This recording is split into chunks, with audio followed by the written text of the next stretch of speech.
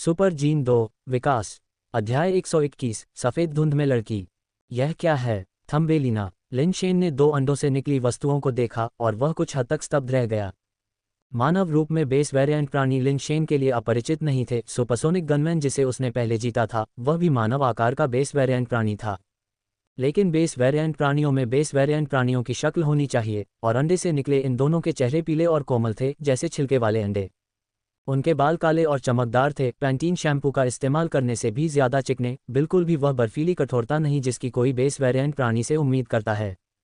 दो अंडों से जो निकला था वह दो छोटे जीव थे जो हथेली के आकार के भी नहीं थे। नक्काशीदार जेड की तरह नाजुक चेहरे वाले, सफेद दुल्हन के गाउन पहने हुए, सिर पर घूंघट और घूंघट से सजे हुए। एक ने पतली गर्दन वाला चीनी मिट्टी का फूलदान और दूसरे ने लौकी के आकार का चीनी मिट्टी का फूलदान पकड़ा हुआ था। वे दो सुंदर मूर्तियों की तरह थे, फिर भी वे स्पष्ट रूप से मांस और रक्त से बने थे और उनकी आंखों में जीवन अविश्वसनीय रूप से जीवन था, बिल्कुल भी ठंडे बेजान बेस वेरिएंट जीवों की तरह नहीं, बल्कि जीवित सांस लेने वाले इंसानों की तरह। जबकि लिन शेन अभी भी अपने आश्चर्य में डूबा हुआ था, कुछ और भी आश्चर्यजनक हुआ। सफ़ेद दस्ताने पहने उनके हाथों की हल्की लहर के साथ जमीन पर टूटे हुए अंडे के छिलके उनकी ओर उड़े और बीच हवा में वे छोटे छोटे टुकड़ों में टूट गए, सीधे छोटी आकृतियों के मुंह में उड़ गए। लिन शेन ने तुरंत प्रतिक्रिया की, उड़ते हुए अंडे के छिलकों को पकड़ने के लिए हाथ बढ़ाया, लेकिन बहुत देर हो चुकी थी। अंडे के छिलके, जैसे कि वे संवेदनशील हों, लिन शेन की हथेली से बचकर उन छोटी छोटी आकृतियों के मुंह में चले गए। जैसे ही अंडे के छिलके निगले गए, कुछ और भी अकल्पनीय हुआ। अंडे के छिलके खाने के बाद वे छोटे छोटे प्राणी जो केवल एक हथेली के आकार के थे, तेजी से बढ़ने लगे। हाँ, बढ़ना नहीं, बल्कि आनुपातिक वृद्धि थी, यहाँ तक कि उनके हाथों पर पहने कपड़े और उनके द्वारा पकड़े गए चीनी मिट्टी के बर्तन भी उसी अनुपात में बढ़े। पलक झपकते ही हथेली के आकार की दो छोटी छोटी आकृतियां सफ़ेद दुल्हन जैसी पोशाक पहने दो छोटी लड़कियों में बदल गईं और वे बिल्कुल एक जैसी दिख रही थीं। उनकी सुंदरता का जिक्र करने की ज़रूरत नहीं है, लेकिन जो सबसे महत्वपूर्ण था वह थी उनकी त्वचा, जो वास्तव में सफ़ेद और कोमल थी। लिन शेन के दिमाग में अनायास ही एक शब्द आया जिसे उसने पहले कभी नहीं सुना था, दूधिया त्वचा वाली लड़कियां। लिन शेन को लगा कि वे वास्तव में उनके लिए गढ़े गए एक नए शब्द की हकदार हैं। हर सुंदरी का अपना आकर्षण था, लेकिन उनकी त्वचा शायद किसी और की तुलना में सबसे कोमल और पीली थी। दोनों ने जो सफ़ेद कपड़े पहने थे वे थोड़े अलग थे और कोई भी उन्हें कपड़ों पर बने डिज़ाइन से अलग पहचान सकता था। हालांकि एक और भी स्पष्ट विशेषता थी। बाईं ओर की लड़की के माथे पर लाल से निबार तिल जैसा निशान था और दाईं ओर की लड़की के माथे पर दिल के आकार का निशान था। वे पहले अंडों पर मौजूद निशानों के समान थे। अपने सामने दो खूबसूरत लड़कियों को देखते हुए, चीनी मिट्टी के बर्तन पकड़े हुए मानो वे दुल्हन हो, लिन शेन का मन एक डीवीडी पर चला गया जिसे उसने एक बार देखा था जब उसका चौथा भाई उसे कुछ ऐसा ही देखने के लिए ले गया था। लिन शेन को याद आया कि डीवीडी पर टीवी शो का नाम जर्नी टू द वेस्ट था। इसमें सन वुकोंग और उसके 3 शिष्यों की कहानी बताई गई थी जो शास्त्रों को पुनः प्राप्त करने के लिए पश्चिमी स्वर्ग जा रहे थे, रास्ते में राक्षसों से लड़ रहे थे। एक एपिसोड में उनका सामना 2 राक्षसों से हुआ, एक का नाम किंग गोल्ड हॉर्न और दूसरे का नाम किंग सिल्वर हॉर्न था। उनमें से प्रत्येक के पास एक जादुई वस्तु थी जो 2 लड़कियों के पास थी, एक शुद्ध करने वाला फूलदान और दूसरी बैंगनी सोने की लौकी। बेशक केवल शैलियां समान थीं, क्योंकि दोनों लड़कियों के पास जो वस्तुएं थीं वे चीनी मिट्टी की थीं, एक अलग सामग्री। लेकिन उन्हें इनमें से 2 चीजें पकड़े हुए देखना और अपने शरीर पर मृत पाउडर के बारे में सोचना जो रस्सी जैसा दिखता था, उसे ऐसा क्यों लगा कि यह उस पौराणिक नाटक के किसी एपिसोड से मेल खाता है। तुम दोनों, लिन शेन ने दोनों लड़कियों को देखा, एक पल के लिए समझ नहीं पाया कि क्या कहे। उसे ये भी नहीं पता था कि इन दोनों लड़कियों को कैसे संबोधित किया जाए। अगर आप उन्हें बेस वेरिएंट क्रिएचर कहते तो क्या कोई उनकी कोमल उपस्थिति पर विश्वास करता? अगर आपने कहा कि वे बेस वेरिएंट जीव नहीं थे, तो फेई ज़ाई के साथ जो हुआ उसे देखकर लिन शेन को पता था कि दिखावे से धोखा हो सकता है, और इसके अलावा उसने उन्हें अपनी आंखों से अंडों से बाहर आते देखा था। लेकिन फिर अंडे के छिलके उन्होंने खा लिए थे, इसलिए अब उन्हें वश में करने के लिए अंडे के छिलकों का उपयोग करना असंभव लग रहा था। इसके अलावा फेई ज़ाई के अनुभव के साथ लिन शेन को लगा कि भले ही वह अंडे के छिलके पकड़ भी लें, लेकिन उन्हें वश में करना शायद मुश्किल होगा। और उसे ये भी नहीं पता था कि उनके पास कोई पालतू चाबियां हैं या नहीं। लिन शेन इतने लंबे समय से फेई ज़ाई के साथ था, सभी तरह की योजनाओं, धमकियों और प्रलोभनों का उपयोग करते हुए, फिर भी फेई ज़ाई ने कभी चाबी नहीं सौंपी। शायद कोई चाबी ही नहीं थी, क्योंकि वे मांस और खून से बने थे, वे चाबी कहाँ छिपा सकते थे। गुलाबी होठों और सफ़ेद दांतों वाली, सफ़ेद रंग की पतली पोशाक पहने, इतनी नाजुक त्वचा की चुटकी काटने पर पानी टपकने लगे, उनकी साफ और अलग अलग खूबसूरत आंखों से उसे घूरते हुए, लिन शेन ने अपना गला साफ किया और कहा, महिलाओं, क्या आप पहले चाबी दे सकती हैं? आप जानती हैं कि जीवन आसान नहीं है, पैसा कमाना मुश्किल है। अगर आप मुझे अभी चाबी दे देंगी तो मैं भविष्य में आपका ख्याल रखूंगा। चाहे ये कितना भी कठिन, थकाऊ या मुश्किल क्यों ना हो, मैं गारंटी देता हूं कि आपको जो भी खाना या पीना है वह मिलेगा। मेरे साथ रहो और तुम बिना किसी संदेह के उच्च जीवन जियोगी। बोलते समय लिनशेन ने दोनों लड़कियों के हाव भाव देखे, ये समझने की कोशिश करते हुए कि वे वास्तव में क्या सोच रही थीं। लिनशेन की बातें सुनने के बाद दोनों लड़कियां भावशून्य होकर एक दूसरे को देखने लगी। एक हाथ में चीनी मिट्टी का फूलदान था, दूसरा हाथ दोनों अपने माथे की ओर बढ़ा रहे थे।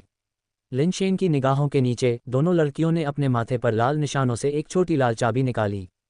ठीक है, यही है, अब से तुम मेरा अनुसरण करोगी, मैं तुम्हें राजकुमारी जैसा व्यवहार करने का आश्वासन देता हूँ, लिनशेन ने कहा, अंदर से खुश लेकिन अपने चेहरे पर एक सख्त भाव रखते हुए। वह चला गया और धीरे से उनके हाथों से चाबियां ले लीं। मुझे आश्चर्य है कि क्या सुंदर पालतू जीव बच्चे पैदा कर सकते हैं। चाबी हाथ में होने के साथ लिनशेन को राहत की एक बड़ी भावना महसूस हुई, लेकिन उसने तुरंत अपने बैकपैक पर नजर डाली। क्या ये चाबी नहीं है?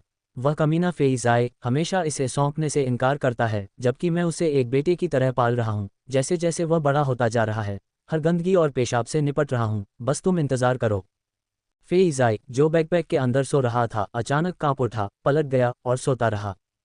चलो थोड़ा आराम करते हैं, सुंदर महिलाएं, लिनशेन ने कहा, क्योंकि उसने चाबियों का उपयोग करके उन्हें वापस उनके पालतू कैप्सूल की स्थिति में बदल दिया। लिनशेन की आंखें खुली हुई थीं, बिना पलक झपकाए घूर रही थीं, देखना चाहती थीं कि कैसे दो जीवित और सांस लेती खूबसूरत लड़कियां पेट कैप्सूल में बदल जाती हैं। लिनशेन की निगरानी में शादी के कपड़े जैसी कोई चीज़, दो लड़कियों के सफ़ेद गाउन हिलने लगे, उनके शरीर को ढंकने लगे और घूमने लगे। सफ़ेद गाउन ने उन्हें कोकून की तरह लपेट लिया, घूमते हुए और छोटे होते हुए, जब तक कि वे दो नाजुक कोकून के आकार के पेट कैप्सूल में बदल नहीं गए, लिनशेन के हाथों में गिर गए। ये दो पेट कैप्सूल सामान्य से स्पष्ट रूप से अलग थे, स्पर्श करने पर नर्म और लचीले, उसके हाथों में हल्के गर्म महसूस हो रहे थे, और वह एक हल्की सी खुशबू भी सूंघ सकता था। यकीन नहीं था कि यह लड़कियों के शरीर की खुशबू थी। पेट कैप्सूल प्राप्त करने के बाद लिनशेन ने तुरंत उनकी विशेषताओं की जांच की, और देखने पर उसके सिर पर तुरंत सवालिया निशान लग गए। अध्याय 122, अमरता शास्त्र। छोटी राजकुमारी एक सुपर बेस स्टील प्राणी विकसित करने योग्य। शक्ति 11, गति 11, कठोरता 11, कठोरता 11, आधार उत्परिवर्तन दर 100%, जीवन गतिविधि की सैद्धांतिक ऊपरी सीमा, सहज कौशल। छोटी राजकुमारी 2, सुपर बेस स्टील प्राणी विकसित करने योग्य। शक्ति 11, गति 11, कठोरता 11, कठोरता 11, आधार उत्परिवर्तन दर 100%, जीवन गतिविधि की सैद्धांतिक ऊपरी सीमा, सहज कौशल। सुपर बेस स्टील सभी क्षेत्रों में पूरी तरह से अधिकतम, उनके पास 100% की प्रत्यक्ष आधार उत्परिवर्तन दर क्यों है? ये वास्तव में काफ़ी अच्छा है, लेकिन उनके जीवनकाल और जन्मजात कौशल सिर्फ प्रश्न चिन्ह क्यों है? क्या बकवास है? आपके मालिक के रूप में क्या आपके बारे में ऐसा कुछ और है जो मैं नहीं देख सकता या नहीं जान सकता? लिनशेन ने थोड़ा भौहें सिकोड़ी। जब उसने इन दो खूबसूरत लड़की पालतू जानवरों को देखा था तो उसे लगा कि शायद खजाने का डिब्बा वास्तव में प्राचीन क्षेत्र के राजा से संबंधित हो सकता है। अब उनके नाम देखकर लिनशेन को और भी संदेह हुआ कि इन दो खूबसूरत लड़की पालतू जानवरों का वास्तव में तियानशिन द्वारा बताई गई कहानी में दो राजकुमारियों से कुछ संबंध हो सकता है। आखिरकार उनके नाम सचमुच छोटी राजकुमारियां हैं। लेकिन फिर उसने सोचा कि यह असंभव है, प्राचीन क्षेत्र के राजा के वंशज बेस वेरिएंट प्राणी कैसे बन सकते हैं? ये स्पष्ट रूप से वैज्ञानिक नहीं है। दूसरी ओर लिनशेन ने हाल ही में कई अवैज्ञानिक चीजें देखी थीं। क्या होगा अगर? एक विचार के साथ लिनशेन ने उन्हें वापस उनके सुंदर लड़की पालतू रूप में बदल दिया। जिसके माथे पर लाल दिल है वह राजकुमारी 1 है, और जिस पर लाल बिंदु है वह राजकुमारी 2 है। वह उन्हें केवल उनके कपड़ों और निशानों से पहचान सकता था। क्या आप शायद प्राचीन क्षेत्र के राजा के वंशज हैं? लिनशेन ने दोनों राजकुमारियों से पूछा। दोनों छोटी राजकुमारियों के हाव भाव में कोई बदलाव नहीं दिखा। वे स्पष्ट काली और सफ़ेद आंखों से उसे देख रही थीं, मानो उन्हें समझ में ही नहीं आ रहा था कि वह क्या कह रहा है। लिनशेन ने कुछ और सवाल पूछे और उसने पाया कि हालांकि दोनों छोटी राजकुमारियां इंसानों से लगभग अलग नहीं दिख रही थीं, लेकिन वे मानवीय भाषा को नहीं समझ पा रही थीं। क्या ऐसा हो सकता है कि सुपर बेस पालतू जानवरों के साथ संवाद करना इतना मुश्किल है? लिनशेन कुछ हद तक परेशान था। फैटी के साथ संवाद करना हमेशा मुश्किल होता था, ऐसा अभिनय करना जैसे कि उसे जो कुछ भी कहा जा रहा था वह समझ में नहीं आ रहा था, बस उसके खिलाफ रगड़ता और प्यारा अभिनय करता। उसने उम्मीद नहीं की थी कि ये दो खूबसूरत लड़की पालतू जानवर एक जैसे होंगे। इसे भूल जाओ, मैं उन्हें बाद में धीरे धीरे प्रशिक्षित करूंगा। जितना अधिक लिन शेन ने इसके बारे में सोचा उतना ही उसे लगा कि इस मामले में कुछ जटिल है। खजाने की पेटी से 2 अंडे 2 मांस और खून की छोटी राजकुमारियों में बदल गए थे, जो बिल्कुल इंसानों की तरह दिखती थीं। खजाने की पेटी के अंदर के ग्रंथों के बारे में सोचते हुए लिन शेन जितना अधिक सोचता, यह उतना ही अधिक भयानक रूप से जटिल लगता। पहले उसे विश्वास नहीं था कि 2 आदिम अंडे छीन लेने से पूरी दुनिया उसके खिलाफ हो जाएगी। सबसे खराब स्थिति में वह बस जीवन के लिए लालच और मृत्यु के डर का अमृत और अमर न्यायालय पर कदम रखना का अभ्यास नहीं करेगा। इस तरह भले ही किसी को कोई शिकायत हो, वे उन विकास तकनीकों के माध्यम से उसे नहीं ढूंढ पाएंगे। जहां तक 2 पालतू जानवरों की बात है, अगर कोई समस्या थी तो सबसे खराब स्थिति में वह उन्हें सार्वजनिक रूप से इस्तेमाल नहीं करेगा। अगर वह निर्दयी था तो वह उन्हें सीधे नष्ट भी कर सकता था। अब इसके बारे में सोचते हुए ऐसा लग रहा था कि यह बिल्कुल सही नहीं था। समस्या की जड़ शायद जीवन के लालच और मृत्यु के भय का अमृत या अमर न्यायालय पर कदम में नहीं है, बल्कि इन 2 खूबसूरत पालतू लड़कियों में है। वे हर चीज़ की कुंजी थीं। वह पहले इसे गलत तरीके से देख रहा था। लिन शेन ने अपना मन बना लिया था कि जब तक बिल्कुल जरूरी न हो, उसे बाहरी लोगों को इन 2 खूबसूरत पालतू लड़कियों को नहीं दिखाना चाहिए। हमारे बीच संचार और बातचीत को सुविधाजनक बनाने के लिए मुझे आपको नाम देने चाहिए। अब से आपको जियाओए कहा जाएगा, लिन शेन ने राजकुमारी नंबर 1 की ओर इशारा करते हुए कहा, और फिर राजकुमारी नंबर 2 की ओर इशारा करते हुए उन्होंने कहा, और आपको जियाना कहा जाएगा। दोनों राजकुमारियों ने अभी भी लिन शेन को उसी उत्सुक भाव से देखा, जैसे कि वे समझ नहीं पाईं कि लिन शेन का क्या मतलब था। वे दोनों मूर्ख नहीं हैं, है ना? लिन शेन कुछ हद तक शब्दों के अभाव में थे। फिर भी लिन शेन ने उनके लिए इन नामों पर फैसला किया। उन्होंने जियाओए और जियाना को इकट्ठा किया और जल्दी से जगह छोड़ दी। वह नहीं चाहता था कि कोई देखे कि वह यहाँ था। अगर भविष्य में यहाँ कुछ भी हुआ तो उसका उससे कोई संबंध नहीं होगा। एकमात्र व्यक्ति जो जानता था कि वह यहाँ था, वह बाई शेनफेई थी। बाई शेनफेई एक सभ्य व्यक्ति है। आखिरकार मैंने उसकी जान बचाई और उसे दवा खिलाई। यह एक एहसान के रूप में गिना जाता है ना? वह मेरे बारे में खबर नहीं फैलाएगी, लिन शेन ने मन ही मन सोचा। उसे पता नहीं था, ये सिर्फ एहसान करने जितना आसान नहीं था। बाहर आने के बाद उसे म्यूटेंट आयरन रोस्टर का कोई निशान नहीं दिखा। उसे नहीं पता था कि वह कहाँ गया था। जबकि समय अभी भी उसके पक्ष में था, लिन शेन ने अपने बेस म्यूटेशन रेट को तेजी से बढ़ाने के लिए और अधिक म्यूटेंट जीवों की तलाश करने का फैसला किया। उसका बेस म्यूटेशन रेट पहले ही 45% तक पहुंच चुका था और वह 100% से बहुत दूर नहीं था। बेशक 100% तक पहुंचना बिल्कुल भी जरूरी नहीं था। वास्तव में सिर्फ 1% बेस म्यूटेशन रेट के साथ भी आप बेस म्यूटेशन एग के साथ अपनी किस्मत आजमा सकते हैं। शायद आप सफल हो जाएं। 80% से ज़्यादा बेस म्यूटेशन रेट के साथ अलॉय तक पहुंचने की संभावना पहले से ही काफ़ी ज़्यादा थी। बहुत से लोग 100% तक इंतजार किए बिना अलॉय तक पहुंच गए थे, लेकिन लिन शेन की ऐसा करने की कोई योजना नहीं थी। वह तब तक इंतजार करना चाहता था जब तक कि उसका बेस म्यूटेशन रेट 100% तक न पहुंच जाए, फिर अलॉय में अपग्रेड हो जाए। उसके तीसरे और चौथे भाई ने पहले भी यह कहा था। हालांकि अल्पावधि में कम बेस म्यूटेशन दर के साथ आगे बढ़ने में बहुत अंतर नहीं दिखता था, लेकिन बाद में यह मायने रखेगा। वास्तव में क्या अंतर होगा, इस बारे में उन्होंने विस्तार से नहीं बताया, क्योंकि उस समय लिन शेन के पास बेस म्यूटेशन भी नहीं था, इसलिए इन मामलों पर चर्चा करना समय से पहले था। अब लिन शेन को एहसास हुआ कि उसके तीसरे और चौथे भाई वास्तव में उसके भविष्य की योजना बना रहे थे। किसी कारण से उन्हें उसके लिए उपयुक्त बेस म्यूटेशन अंडा कभी नहीं मिला। लिन शेन को नहीं पता था कि उसकी वर्तमान स्थिति अच्छी है या बुरी। उसने अपने बेस म्यूटेशन के लिए वेईवुफू द्वारा प्रदान किए गए प्राइमल एग का उपयोग किया था और एवोल्यूशन थ्योरी के गलत संस्करण का अभ्यास किया था, लेकिन उसे इसके बारे में काफ़ी अच्छा लगा। युद्ध के कपड़े और कवच पहनकर बिग रेड बुल की सवारी करते हुए उसने अपनी शिकार यात्रा जारी रखी। हालांकि जब उसका सामना अल्ट्राबन जनजाति या उत्परिवर्ती प्राणियों के कुछ सदस्यों से हुआ तो उसे एक उंगली भी उठाने की जरूरत नहीं पड़ी। उसके पालतू जानवरों ने उन्हें सहजता से संभाला। कुछ और करने के लिए न होने पर लिन शेन ने अमर न्यायालय पर कदम रखना और जीवन का लालच और मृत्यु का भय अमृत निकाला और उनका अध्ययन करना शुरू किया।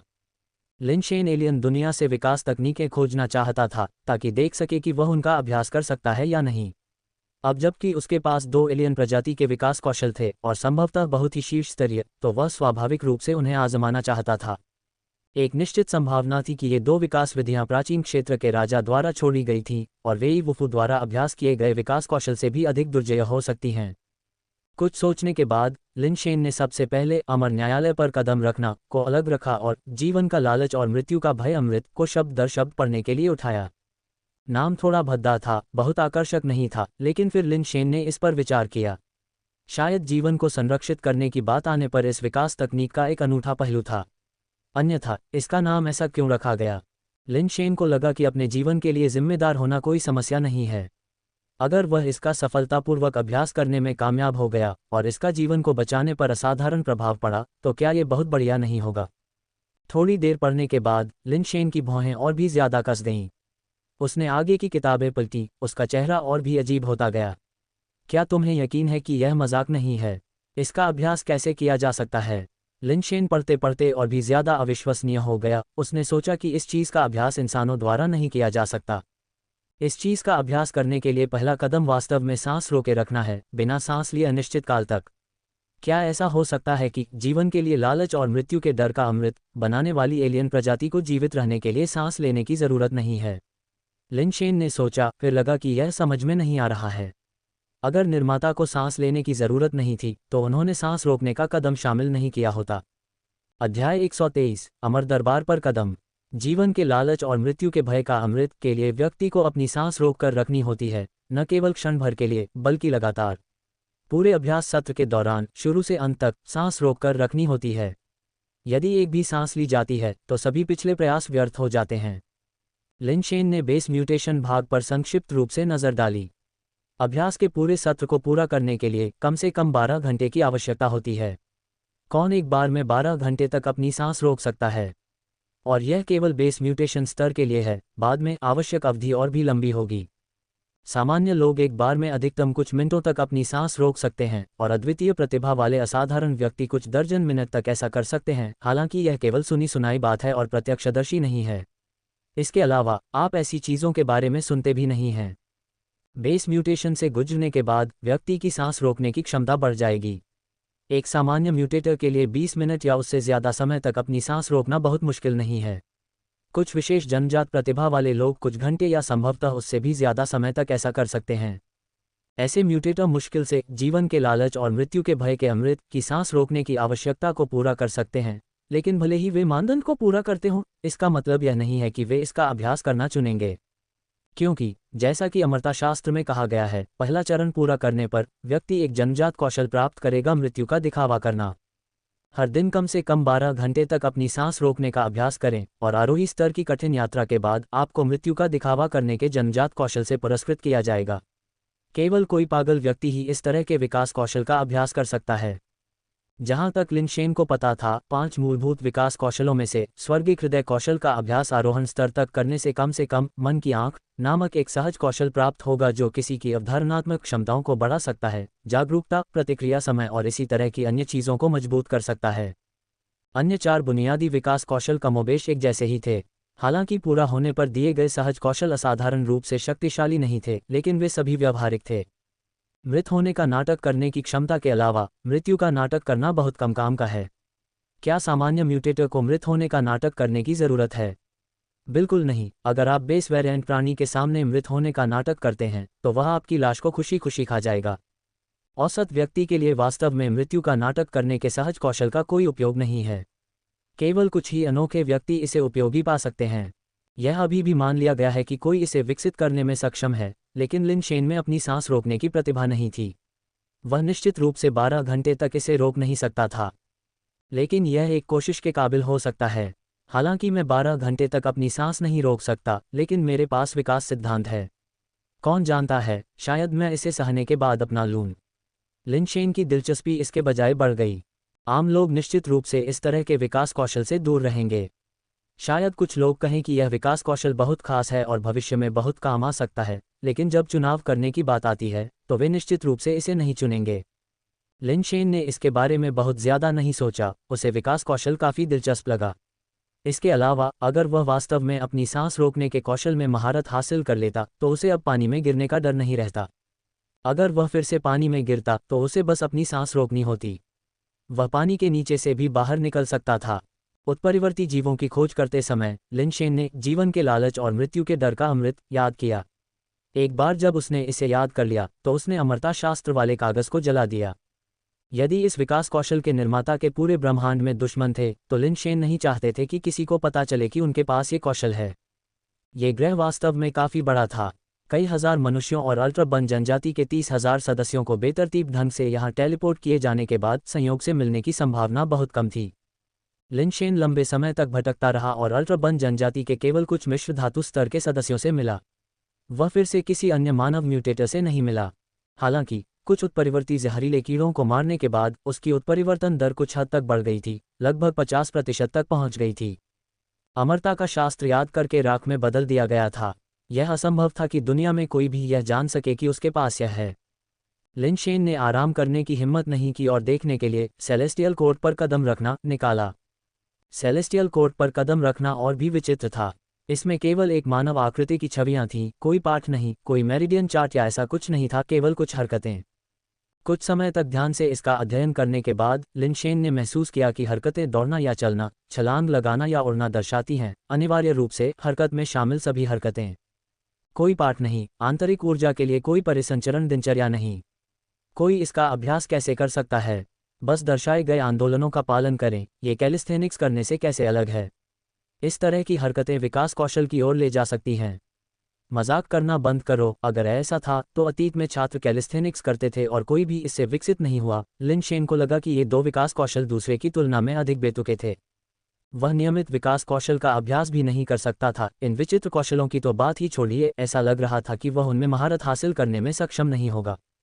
ठीक है, मैं भी इसे आजमा सकता हूँ। Lin Shen big red bull की पीठ से कूद गया और ये देखने के लिए कि यह कैसा रहा, पहले दिखाए गए मूवमेंट से शुरू किया। ये प्रयास बहुत सहज नहीं था। मूवमेंट सरल लग रहे थे, बस दौड़ना, कूदना, ऊपर उठना, छलांग लगाना, लेकिन वे उतने आसान नहीं थे जितना उसने सोचा था। लिन शेन के लिए उनकी शारीरिक लचीलेपन के कारण कुछ मूवमेंट काफ़ी चुनौतीपूर्ण थे। एक मूवमेंट थोड़ा मुश्किल था लेकिन संभव था। हालांकि जब मूवमेंट को अगले मूवमेंट से जोड़ा गया तो लिन शेन को लगा कि उनकी कमर टूट जाएगी और उनके पैर गांठों में बदल जाएंगे। उन्होंने केवल कुछ मूवमेंट का अभ्यास किया था लेकिन पहले ही कई बार गिर चुके थे। ये वास्तव में काफ़ी मज़ेदार है। लिन शेन की दिलचस्पी बढ़ती जा रही थी, उन्हें ये दिलचस्प चुनौतियां पसंद आ रही थीं। कुछ समय अभ्यास करने के बाद उन्हें एहसास हुआ कि मूवमेंट न केवल कठिन थे, वे सामान्य मानकों से परे थे, कुछ तो योग से भी अधिक कठिन थे। इसे और भी कठिन बनाने वाली बात यह थी कि इन सभी हरकतों को तेज दौड़ने, कूदने और घूमने के दौरान पूरा करना पड़ता था, जो कि चरम पर था। क्या ये वास्तव में एक विकास कौशल है? इसमें महारत हासिल करने के बाद किस तरह के प्रभाव प्राप्त किए जा सकते हैं? लिन शेन की दिलचस्पी और भी बढ़ गई। चूंकि वह अन्य विकास कौशल में महारत हासिल नहीं कर सकता था और विकास सिद्धांत को स्वचालित रूप से सक्रिय करने के लिए अभ्यास की आवश्यकता नहीं थी, बल्कि बाहरी उत्तेजनाओं की आवश्यकता थी, इसलिए लिन शेन के पास अभ्यास करने के लिए और कुछ नहीं था। वह स्वर्गीय दरबार पर कदम रखना का अभ्यास कर सकता था। ये कुछ न करने से बेहतर था और कम से कम कुछ शारीरिक प्रशिक्षण तो दे सकता था। उसने अमरता शास्त्र का भी प्रयास किया, लेकिन वास्तव में वह अपनी सांस को इतने लंबे समय तक रोक नहीं सकता था, इसलिए अभी तक कोई प्रभाव नहीं था। जब तक लिन शेन ने करो या मरो का रवैया नहीं अपनाया, विकास सिद्धांत को स्वचालित रूप से चलने देने के लिए मृत्यु के जोखिम पर भी सांस लेने से इनकार कर दिया, अपने शरीर को मजबूत और उत्परिवर्तित करके लंबे समय तक अपनी सांस रोकने की क्षमता हासिल कर ली, अमरता शास्त्र अप्राप्य रहेगा। लिन शेन अपनी मौज मस्ती में मग्न थे। मोशेंकी और अन्य लोग लंबे समय से घास के ढलानों पर घूम रहे थे और अप्रत्याशित रूप से एक संरचना के पास पहुंच गए। वे सभी हैरान थे, इस जगह पर मानव निर्मित संरचनाएं कैसे हो सकती हैं। उन्होंने पास जाने की हिम्मत नहीं की और बस दूर से ही देखते रहे। इमारत ऐसी दिख रही थी जैसे इसे धातु से एक ही टुकड़े में ढाला गया हो, सतह पर एक भी सीम दिखाई नहीं दे रही थी। दूर से देखने पर यह बस एक काले लोहे के टॉवर जैसा लग रहा था। टॉवर कई 100 मीटर ऊंचा रहा होगा, जिसकी पूरी ऊंचाई पर एक भी खिड़की नहीं थी, सिवाय सबसे नीचे एक कसकर बंद गेट के। गेट के ऊपर एक तख्ती थी जिस पर 3 अक्षर उकेरे गए थे, रियल्म किंग टॉवर। मोशेंकी और अन्य लोगों ने काफी देर तक देखा और गेट के बगल की दीवार पर कई अक्षर उकेरे हुए पाए। करीब से जांच करने पर उन अक्षरों की सामग्री रियल्म किंग टॉवर से संबंधित थी। अध्याय 124, रियल्म किंग टॉवर। इसकी विषय वस्तु काफ़ी सरल है। इसमें कहा गया है कि रियल्म किंग टॉवर की सबसे ऊपरी मंजिल पर एक पुरस्कार है। कोई भी म्यूटेटर जो शीर्ष मंजिल पर पहुंचता है वह उस पुरस्कार को प्राप्त कर सकता है। पुरस्कार क्या है या रियल्म किंग टॉवर के अंदर क्या खतरे हैं, इस बारे में एक शब्द भी नहीं बताया गया है। हालांकि मोशेंकी बहुत उत्सुक है और अंदर जाकर खुद देखना चाहता है, लेकिन वह अंततः इस प्रलोभन का विरोध करता है। उसकी मृत्यु कोई मायने नहीं रखती, लेकिन उसे रसद कर्मियों को जीवित वापस लाने की जरूरत है। चूंकि वह इस तरफ एकमात्र मुख्य लड़ाकू है, इसलिए अगर उसे कुछ हुआ तो उनकी जीवित रहने की क्षमता बहुत कम हो जाएगी। अंत में मोशेंकी ने रियल्म किंग टॉवर में प्रवेश करने का विचार छोड़ दिया और अपनी टीम के साथ आसपास के बेस वेरिएंट जीवों की तलाश जारी रखी। मोशेंकी के हार मानने का मतलब यह नहीं है कि बाकी सभी हार मान लेंगे। जिस रियल्म किंग टॉवर से वे मिले वह अकेला नहीं है, अन्य टीमें भी रियल्म किंग टॉवर से मिली हैं। क्रिस्टल बेस लेवल वांग जियू ने भी एक रियल्म किंग टॉवर पाया। मोशेंकी के फैसले के विपरीत वांग जियू ने चुनौती स्वीकार करने का फैसला किया और रियल्म किंग टॉवर में प्रवेश किया। वांग जियू एक जल्दबाजी करने वाला व्यक्ति नहीं है, प्रवेश करने का उसका निर्णय उसके अपने तर्क पर आधारित था। अपने दृष्टिकोण से वह मानता है कि जो लोग रियल्म किंग कल्टीवेशन डिवाइस के माध्यम से रियल्म किंग प्लैनेट में आते हैं वे सभी म्यूटेटर हैं और एस्केंडर शायद अंदर नहीं आ सकते। यह अन्य मानव आधार वेरिएंट प्राणियों और अल्ट्राबन जनजाति के सदस्यों से देखा जा सकता है जिनका उसने इस दौरान सामना किया है। चूंकि वह इतने लंबे समय से एक भी एस्केंडर से नहीं मिला है, इसलिए उसने ऐसा निर्णय लेने की अनुमति दी। यदि रियल्म किंग कल्टीवेशन डिवाइस केवल म्यूटेटर को ही यहाँ टेलीपोर्ट कर सकता है और ये देखते हुए कि रियल्म किंग ग्रह के ऊपर कोई आरोही प्राणी नहीं है, तो वांग जियू साहपूर्वक अनुमान लगा सकता है कि इस ग्रह पर सब कुछ म्यूटेटर के लिए डिज़ाइन किया गया है, जिसमें निश्चित रूप से उसके सामने रियल्म किंग टॉवर भी शामिल है।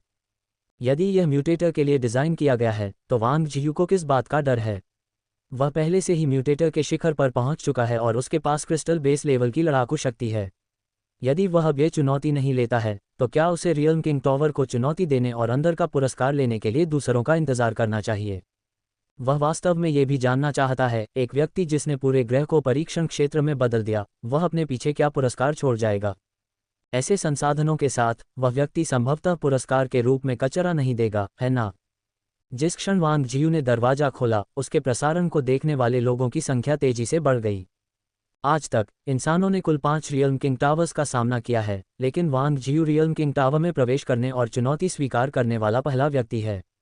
जैसे ही वांग जियू रियल्म किंग टावर में कदम रखता है, हर कोई उसके साथ टावर के अंदरूनी हिस्से की भी जांच करता है। हालांकि रियल्म किंग टावर के भीतर घना अंधेरा है, वे कुछ भी नहीं देख सकते हैं। इसके बजाय गेट एक जोरदार धमाके के साथ बंद हो जाता है, जिससे आंतरिक टावर पूरी तरह से अंधेरे और सन्नाटे में डूब जाता है। रियल्म किंग टावर की पहली मंजिल पर आपका स्वागत है। चुनौती शुरू होने वाली है। अगर आपको लगता है कि आप चुनौती के दौरान आगे नहीं बढ़ सकते हैं, तो चुनौती को समाप्त करने के लिए रियल्म किंग के ट्रांसपोर्ट डिवाइस पर बटन दबाएं। उल्टी गिनती शुरू हो रही है। चुनौती शुरू होने में 10 सेकंड बाकी हैं। 9, 8, 7, 6, 5, 4, 3, 2, 1। चुनौती शुरू होती है। अंधेरे में एक ठंडी इलेक्ट्रॉनिक आवाज़ सुनाई देती है, जो दर्शकों को बताती है कि लाइव प्रसारण बंद नहीं हुआ है। यह इतना अंधेरा है कि कुछ भी दिखाई नहीं देता।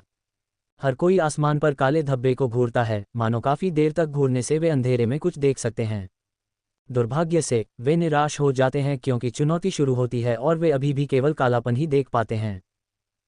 चुनौती शुरू होते ही दर्शकों को चीख सुनाई देती है, उनका दिल धड़क उठता है। उनमें से कई अपनी रात की दृष्टि की कमी और अंधेरे में क्या हो रहा है ये देखने में असमर्थता को कोसते हैं। चुनौती विफल रही। चुनौती देने वाला पहली मंजिल पार करने में विफल रहा है और परिणाम को रैंक नहीं किया जाएगा। कृपया अगली बार और अधिक प्रयास करें। इलेक्ट्रॉनिक आवाज़ फिर से सुनाई देती है, जिससे सभी हैरान रह जाते हैं। क्या हो रहा है? यह ऐसे ही खत्म हो गया। वास्तव में क्या हुआ? ये किस तरह की चुनौती है? ये सिर्फ एक चीख के साथ कैसे खत्म हो गया? क्रिस्टल बेस लेवल वांग जियू अपने पिछले प्रदर्शनों से निश्चित रूप से कमज़ोर नहीं है। वह इस बार रियल्म किंग प्लैनेट में प्रवेश करने वाले म्यूटेटर्स में शीर्ष 5 में भी शुमार हो सकता है। यहाँ तक कि वह असफल होने से पहले सिर्फ एक पल ही टिक पाया। रियल्म किंग टॉवर की कठिनाई की सिर्फ कल्पना ही की जा सकती है। अटकलों का बाजार गर्म है। जल्द ही प्रसारण में दिखाया गया कि वांग जियू सामान्य हो गया है और वह रियल्म किंग टॉवर के बड़े दरवाजे के सामने अपने चेहरे पर एक बहुत ही अजीब भाव के साथ खड़ा दिखाई देता है। हालांकि उसे देखने पर ऐसा नहीं लगता कि उसे कोई चोट लगी है। यह अज्ञात है कि ऐसा क्या हुआ जिससे वांग जियू ने हार मान ली। ऐसा लगता है कि वांग जियू फिर से चुनौती देना चाहता है, लेकिन जब वह टॉवर के बड़े दरवाजे को फिर से धकेलने की कोशिश करता है तो वह हिलता नहीं है। हर कोई उत्सुक है कि वांग जियू ने किस तरह की चुनौती का सामना किया, लेकिन दुर्भाग्य से कोई भी इसे नहीं देख सकता है। लिन शेन अमर न्यायालय पर कदम रखने और उत्परिवर्तित प्राणियों का शिकार करने का अभ्यास जारी रखता है। जब समय सीमा आती है तो वह अमर न्यायालय पर कदम रखने में महारत हासिल नहीं कर पाता है, लेकिन उसकी आधार उत्परिवर्तन दर 51 हो गई है। लगभग हो गया। अगली बार मैं और आगे जाऊंगा। मेरी वर्तमान ताकत के साथ मुझे अब क्रिस्टल आधारित प्राणियों का सामना करने के बारे में चिंता करने की ज़रूरत नहीं है। लिन शेन कुछ उच्च स्तरीय उत्परिवर्तनों को मारना चाहता है क्योंकि इन निम्न स्तरीय लोगों को मारना उसके आधार उत्परिवर्तन दर को बढ़ाने के लिए बहुत धीमा है। टेलीपोर्टर लिन शेन को वापस भेज देता है और वह घाटी में रहता है, वेई वुफू से मिलने की उम्मीद करता है। उसने भी आकाश प्रक्षेपण देखा और उसे बहुत नया लगा। कुछ देर देखने के बाद उसने कई लोगों को याद कर लिया। वह आश्चर्यचकित हुए बिना नहीं रह सका कि बड़े परिवारों में कितनी प्रतिभाएं होती हैं। शायद प्रतिभाएं एक जैसी होती हैं, लेकिन अलग अलग वातावरण अलग अलग व्यक्तियों को जन्म दे सकते हैं। मो शेंकी, ओयांग युडू, वांग जियू, तू शियाओदाओ, ये सभी लोग काफ़ी प्रभावशाली हैं। अगर मुझे मौका मिले तो मैं उनसे मिलना चाहूँगा। कोर्ट में दोस्त होना पस में रखे पैसे से बेहतर है, लिन शेन ने खुद से सोचा। जैसे ही वह सोचता है, वह लौकी पर्वत के तल पर एक आकृति को प्रकट होता है। यह मोज़ेक पहने देवी पत्नी निकलती है। अजीब बात है, मैंने उसे पहाड़ की चोटी पर गुफा से नीचे आते नहीं देखा, वह बस पहाड़ के तल पर दिखाई दी। लिन शेन हैरान है। जल्द ही लौकी पर्वत के तल पर और लोग दिखाई देते हैं और उनमें से काफ़ी लोग हैं। करीब से निरीक्षण करने पर ये वांग तियान, क्यू शुहिंग और उनकी पार्टी निकलती है। ऐसा लगता है कि उन्हें काफ़ी अच्छी लूट मिली है। सामग्री और बेस म्यूटेशन फ्लूइड उनके माउंट पर लोड किए गए हैं। लिन शेन छिपकर देखता है कि क्यूई और वांग परिवारों के लोग बाई शेनफेई को ले जा रहे हैं। अजीब बात है, बाई शेनफेई पहले ही डार्क बर्ड के साथ जा चुकी है और यहाँ कोई और डार्क बर्ड नहीं है, तो मैं अभी भी लौकी पर्वत क्यों देख सकता हूँ? लिन शेन संदेह से भरे हुए विशाल लौकी पर्वत को देखता है।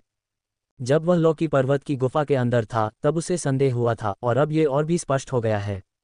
वह लौकी पर्वत को क्यूई और वांग परिवारों के डार्क बर्ड्स की वजह से नहीं देख पा रहा है। क्या ये हो सकता है कि यह छोटा सा बच्चा डार्क बर्ड है? लिन शेन अपने बैकपैक में फिजाई को देखता है, इसके अलावा वह कोई दूसरा कारण नहीं सोच पाता। अध्याय 125, चरण 73। फैटी वास्तव में डार्क बर्ड जैसा नहीं दिखता, चाहे लिन शेन उसे बाएं या दाएं से कैसे भी देखे। ये लड़का स्नोबॉल की तरह गोल है और वांग तियान, और अन्य के चिकने काले म्यूटेटर जैसा बिल्कुल भी नहीं दिखता। डार्क बर्ड में डार्क के लिए वर्ण का अर्थ आम तौर पर काला होता है, लेकिन गहरे स्तर पर इसका अर्थ लाल रंग के संकेत के साथ काला भी हो सकता है। फैटी स्पष्ट रूप से एक सफ़ेद पक्षी है और ऐसा लगता है कि इसका डार्क बर्ड से कोई लेना देना नहीं है। क्या यह उत्परिवर्तन के कारण हो सकता है? लिन शेन सोच रहा था कि अचानक उसने गॉड माउंटेन के तल पर पतली हवा से एक आकृति को प्रकट होते देखा। बूढ़े वेई, यहाँ पर, लिन शेन ने प्रसन्नता से कहा जब उसने उस व्यक्ति को पहचाना और जल्दी से उसके पास गया। वेई वुफू ने लिन शेन को देखा और एक ब्लैक रॉक पायथन को घसीटते हुए उसके पास पहुंचा, जो 10 मीटर से अधिक लंबा था और उसका बैकपैक उभरा हुआ था जो एक महत्वपूर्ण भार का संकेत दे रहा था। दोनों ने अपनी परिस्थितियों के बारे में संक्षेप में जानकारी का आदान प्रदान किया, लेकिन लिन शेन ने भूमिगत गुफा का उल्लेख नहीं किया। ऐसा नहीं था कि उसे ओल्ड वेई पर भरोसा नहीं था, ये सिर्फ इतना था कि जितने कम लोग इसके बारे में जानते थे यह उतना ही कम खतरनाक था और इसके बारे में बात करने की कोई ज़रूरत नहीं थी। टेलीपोर्ट होने के बाद वेई वुफू के साथ हुई मुठभेड़ को समझने में लिन शेन को काफ़ी समय लगा। लिन शेन को गुफा में ले जाने के बाद अचानक अंधेरा छा गया और पिछली बार की तरह वेई वुफू को बेतरतीब ढंग से रियलम किंग ग्रह पर टेलीपोर्ट किया गया। उसकी कलाई पर एक काली घड़ी दिखाई दी। जैसा कि लिन शेन ने सोचा था, जब 3 दिन की सीमा समाप्त हो गई तो वेई वुफू सीधे बाहर आ गया, लेकिन वह गुफा में वापस नहीं लौटा। इसके बजाय वह एक अंधेरी गुफा से होकर चला गया और पहाड़ की तलहटी में पहुंच गया। जब उसने पीछे मुड़कर देखा तो उसे लौकी पर्वत फिर कभी नहीं दिखाई दिया। इस बिंदु पर वेई वुफू ने फिर से देखने के लिए मुड़कर देखा और दंग रह गया। वह एक बार फिर लौकी पर्वत देख सकता था। बूढ़े वेई, फैटी को घाटी की ओर ले जाओ, थोड़ा आगे जाओ, लिन शेन ने फैटी वाला बैग वेई वुफू को देते हुए कहा। वेई वुफू, लिन शेन के इरादों को समझते हुए बिना एक और शब्द कहे मुड़े और चले गए। लिन शेन से कुछ ही दूरी पर लौकी पर्वत, जो पास में ही था, अचानक उनके सामने से गायब हो गया। ये वास्तव में फैटी है। लिन शेन को अब कोई संदेह नहीं था, वह निश्चित था कि फैटी एक उत्परिवर्तित डार्क बर्ड था। क्या ये हो सकता है कि लिन, क्यूई और वांग परिवारों के डार्क बर्ड मूल रूप से जायंट माउंटेन से आए थे? लिन शेन ने मन ही मन अनुमान लगाया। वेई वुफू को वापस बुलाने के बाद वेई वुफू अभी भी घाटी की तरफ से लौकी पर्वत को देख सकता था, उसने इसे गायब होते नहीं देखा था। कई परीक्षणों के बाद उन दोनों को समझ में आ गया कि वे लौकी पर्वत को तभी देख और छू सकते थे जब वे फैटी के करीब थे। अन्यथा उनके लिए लौकी पर्वत किसी दूसरे आयाम में हो सकता था, वे इसे बिल्कुल भी देख या छू नहीं सकते थे। इस खोज से वे दोनों बहुत खुश थे क्योंकि अब उन्हें बाई शेनफेई के डार्क बर्ड्स पर मुफ्त में निर्भर रहने की ज़रूरत नहीं थी। लिन शेन ने यह भी सोचा कि अगर बाई शेनफेई के डार्क बड्स उजागर हो गए तो वे वास्तव में उसके फैटी को कवर कर सकते हैं। लिन शेन की राय में बाई शेनफेई के डार्क बड्स के उजागर होने में बस समय की बात थी। वह हमेशा क्यूई और वान परिवारों को अपने साथ ले जाती थी और इस बार वे भाग्यशाली थे कि उन्हें खोजा नहीं गया, लेकिन जल्दी या बाद में उन्हें खोजा जाएगा, ये केवल समय की बात थी। जब दोनों ने बातचीत की तो पता चला कि वेई वुफो अल्ट्रा बर्निंग कॉर्प्स का सामना करने के लिए पर्याप्त भाग्यशाली नहीं था, लेकिन वह अल्ट्रा बर्न जनजाति के अस्तित्व के बारे में जानता था। जब उसने अल्ट्राबर्न हेलमेट और बैटल क्लॉथ्स देखे तो उसे वे विशेष रूप से आश्चर्यजनक नहीं लगे। लिन शेन ने वेई वुफू को एक सेट दिया और उसे एक पेट लॉन्चर भी उपहार में दिया और वेई वुफू ने सब कुछ स्वीकार कर लिया। मैं सब खरीद लूंगा, वेई वुफू ने बचे हुए अल्ट्राबर्न हेलमेट और बैटल क्लॉथ, साथ ही बैटल एक्सेस और पेट लॉन्चर की ओर इशारा करते हुए कहा। तुम्हें इतने सारे क्यों चाहिए? लिन शेन ने हैरान होकर पूछा। तियानचेन को इनकी ज़रूरत है, वेई वुफू ने जवाब दिया। ठीक है, लेकिन साफ साफ कर्ज ही साफ साफ दोस्त बनाते हैं। इन वस्तुओं को उन प्राइमल अंडों के भुगतान के रूप में समझो जो तुमने मुझे पहले दिए थे। मैं एक पेट लॉन्चर अपने पास रखना चाहता हूं, लेकिन बाकी मैं तुम्हें दे सकता हूं। हालांकि तुम्हें इन पेट लॉन्चर के लिए व्यापार करना होगा, लिन शेन ने कुछ सोचने के बाद कहा। तुम क्या चाहते हो? वेई वुफू ने पूछा। क्या तुम्हारे पास और प्राइमल अंडे हैं? मुझे एक और लाद दो, लिन शेन ने कहा, ये सोचते हुए कि क्या उसे मिश्र धातु में आगे बढ़ने पर प्राइमल अंडे का उपयोग करना चाहिए। प्राइमल अंडे समय के साथ प्राप्त करना कठिन होता जाएगा, क्योंकि वे बहुत कम थे। हर बार जब एक का उपयोग किया जाता था तो एक कम होता था, और वे उत्परिवर्तन बिंदु जो अभी तक नीचे नहीं आए थे, उन्हें भविष्य में जीतना शायद और भी कठिन होगा, क्योंकि अंदर के जीव अधिक शक्तिशाली और अधिक संख्या में हो जाते हैं। वेई वुफू ने कुछ नहीं कहा, बस वस्तुओं को अपने माउंट पर स्थानांतरित कर दिया। यह आपके लिए है, लिन शेन ने फिर एक ब्लैक बुल कैप्सूल निकाला और वेई वुफू को दे दिया, जिसका वाहन कुछ हद तक जर्जर था, अभी भी लोहे के सींग वाले घोड़े पर सवार था। वेई वुफू ने बिना किसी औपचारिकता के स्वीकार कर लिया और अपना सामान ब्लैक बुल पर रख दिया। तियानचेंग, अलविदा, लिन शेन और कुछ कहना चाहता था, लेकिन वेई वुफू ने एक टिप्पणी की और ब्लैक बुल पर सवार हो गया। वह ऐसे ही क्यों चला गया? लिन शेन अवाक रह गया। उसने वेई वुफू को दूसरा रास्ता लेते हुए देखा, जिससे वह अकेले डार्कबर्ड बेस पर लौट आया। डार्कबर्ड बेस पर वापस आकर लिन शेन ने अपने हाल ही के लाभों को देखा। 6 उत्परिवर्तित क्रिस्टल बेस पालतू जानवर, एक उत्परिवर्तित सफेद जेड टाइगर, एक उत्परिवर्तित ब्लैक क्रिस्टल स्टोनमैन, 3 उत्परिवर्तित ब्लैक आर्मर्ड सेंटीपीड और एक उत्परिवर्तित बड़ा लाल बैल। 17 क्रिस्टल बेस पालतू जानवर जो लिन शेन के लिए सामूहिक लड़ाई के लिए काम आ सकते थे, काफी ताकतवर थे। मिश्र धातु पालतू जानवर और भी अधिक संख्या में थे, जिनमें से 40 से अधिक मुख्य रूप से ब्लैक बुल थे। आश्चर्यजनक रूप से केवल 3 उत्परिवर्तन थे, जो उत्परिवर्तित क्रिस्टल बेस पालतू जानवरों से भी कम थे। यह एक उत्परिवर्तित बड़ा लाल बैल, एक उत्परिवर्तित शेर बाघ जानवर और एक उत्परिवर्तित लाल स्केल सांप था। उत्परिवर्ती पालतू जानवरों के अलावा लिन शेन ने अन्य मिश्र धातु पालतू जानवरों का निपटान करने की योजना बनाई, लेकिन इन पालतू जानवरों के ध्यान आकर्षित करने की अधिक संभावना थी और उन्हें अभी तक पता नहीं चला था कि उनसे कैसे छुटकारा पाया जाए। उत्परिवर्ती पालतू जानवरों में Lin Shen big red bull से सबसे अधिक संतुष्ट थे। लाल क्रिस्टल भगवान बैल, उत्परिवर्तित क्रिस्टल आधारित प्राणी विकसित करने योग्य। शक्ति 41, गति 39, कठोरता 40, कठोरता 37, सहज कौशल, उत्परिवर्तित सैवेज चार्ज, उत्परिवर्तित उन्मादी हमला, उत्परिवर्तित तानाशाह शरीर। आंकड़े पहले से ही काफी मजबूत थे और ताकत विशेषता चरम से परे थी। तीनों कौशल उत्परिवर्तित कौशल थे और वे सभी बहुत व्यावहारिक थे। इसे पहले से ही इस स्तर पर सबसे मजबूत माउंट माना जाता था। सभी उत्परिवर्तित जीव डेथ पाउडर जितने मजबूत नहीं थे। उदाहरण के लिए ब्लैक आर्मर्ड सेंटीपीड, 3 में से केवल एक ही 41 की गति विशेषता तक पहुंच पाया, अन्य ने सीमा को नहीं तोड़ा। और उनके सभी कौशल उत्परिवर्तित नहीं थे, अधिकांश में केवल एक उत्परिवर्तित कौशल था, जबकि अन्य मजबूत या साधारण कौशल थे। ब्लैक आर्मर्ड सेंटीपीड में से एक के पास केवल 2 कौशल थे, जिनमें से एक भी सही नहीं था। लेकिन साधारण क्रिस्टल आधारित जीवों की तुलना में ब्लैक आर्मर्ड सेंटीपीड अभी भी बहुत मजबूत था और अब लिन शेन की मुख्य लड़ाकू शक्ति थी। जहां तक पेट लॉन्चर की बात है, लिन शेन ने अल्ट्रा बर्निंग कॉर्प्स के डिप्टी कमांडर से संबंधित एक को अपने पास रखा और बाकी वेई वुफू को दिए गए। बेशक इनके अलावा लिन शेन का सबसे बड़ा लाभ वास्तव में जियाओए, जियाना और 2 इवोल्यूशन स्किल्स थे। रात का फायदा उठाते हुए लिन शेन डार्कबर्ड बेस पर लौट आया और सोने के बाद जब वह उठा तो उसने पाया कि उसकी ताकत फिर से बढ़ गई है। जब उसने पहले इसे चेक किया था तब भी यह 17 था, लेकिन आज यह 1 पॉइंट बढ़कर 18 हो गया था। वह केवल एक स्टील म्यूटेटर था, फिर भी उसकी ताकत का आंकड़ा भयावह रूप से उच्च था। ऐसा लगता है कि डेथ पाउडर अभी भी बढ़ रहा है, इसका वजन अभी भी बढ़ रहा है। मुझे आश्चर्य है कि यह कितना बढ़ सकता है, लिन शेन ने खुशी से सोचा, यह विचार करते हुए कि क्या अपने उत्परिवर्ती पालतू जानवरों को सीधे डेथ पाउडर खिलाना चाहिए ताकि इसकी वृद्धि में तेजी आए। दूसरे विचार पर उसने पाया कि यह बहुत ज्यादा खर्चीला था। उसने रियल्म किंग प्लैनेट की अपनी अगली यात्रा तक प्रतीक्षा करने और इसे खिलाने के लिए अधिक उच्च स्तरीय उत्परिवर्तित प्राणियों को मारने का फैसला किया। ये प्राणी अब केवल उत्परिवर्ती खाता था, ये नियमित बेस वेरिएंट प्राणी लाशों को भी नहीं सूंघता था। एवोल्यूशन थ्योरी से शारीरिक संवर्धन के लिए वे आंकड़ों में नहीं दिखे। वे ज्यादातर प्रतिरोध थे और बहुत व्यवहारिक थे, लेकिन संख्याओं को प्रभावित नहीं करते थे।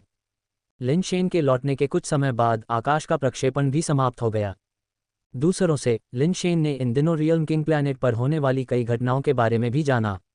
वह रियल्म किंग टॉवर में काफ़ी दिलचस्पी रखता था, लेकिन फिलहाल वहां जाने की योजना नहीं बना रहा था। अगले दिनों में लिन शेन ने घर पर अमर न्यायालय पर कदम रखना का अभ्यास किया।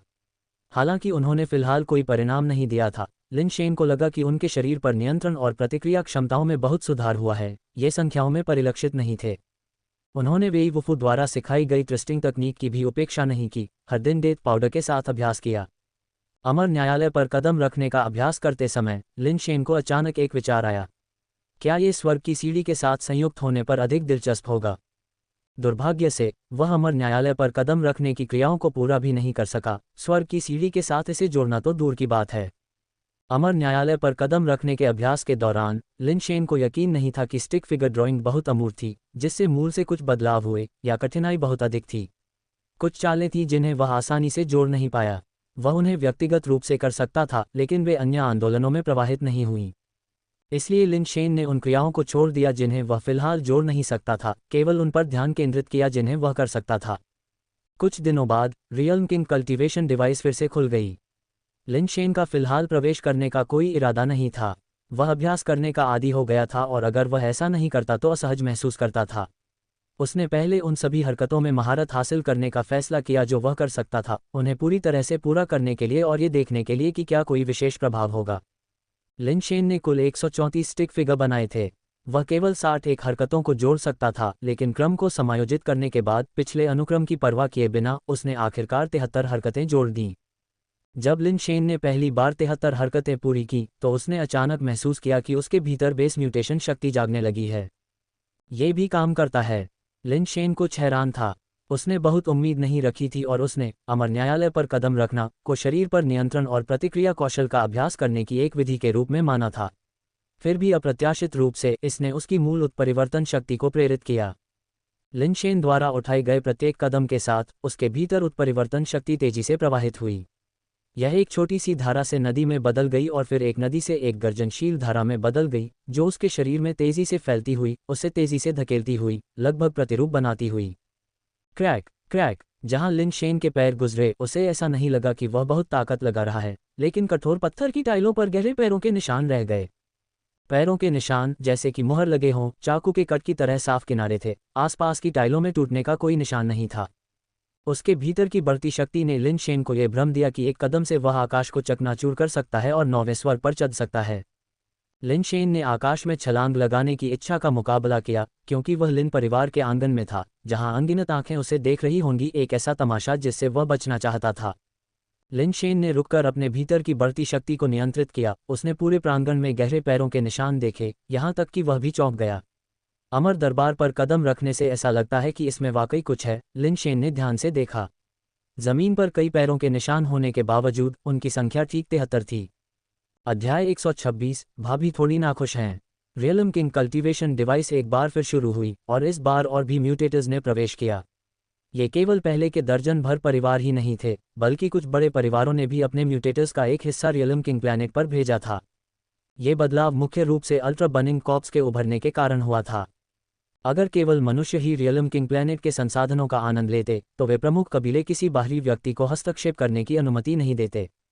लेकिन अब मनुष्यों के अलावा अल्ट्रा बर्निंग कॉर्प्स भी संसाधनों के लिए रियल्म किंग प्लैनेट की खोज कर रहे थे, जिससे प्रमुख कबीलों को अपनी रणनीति बदलने के लिए मजबूर होना पड़ा।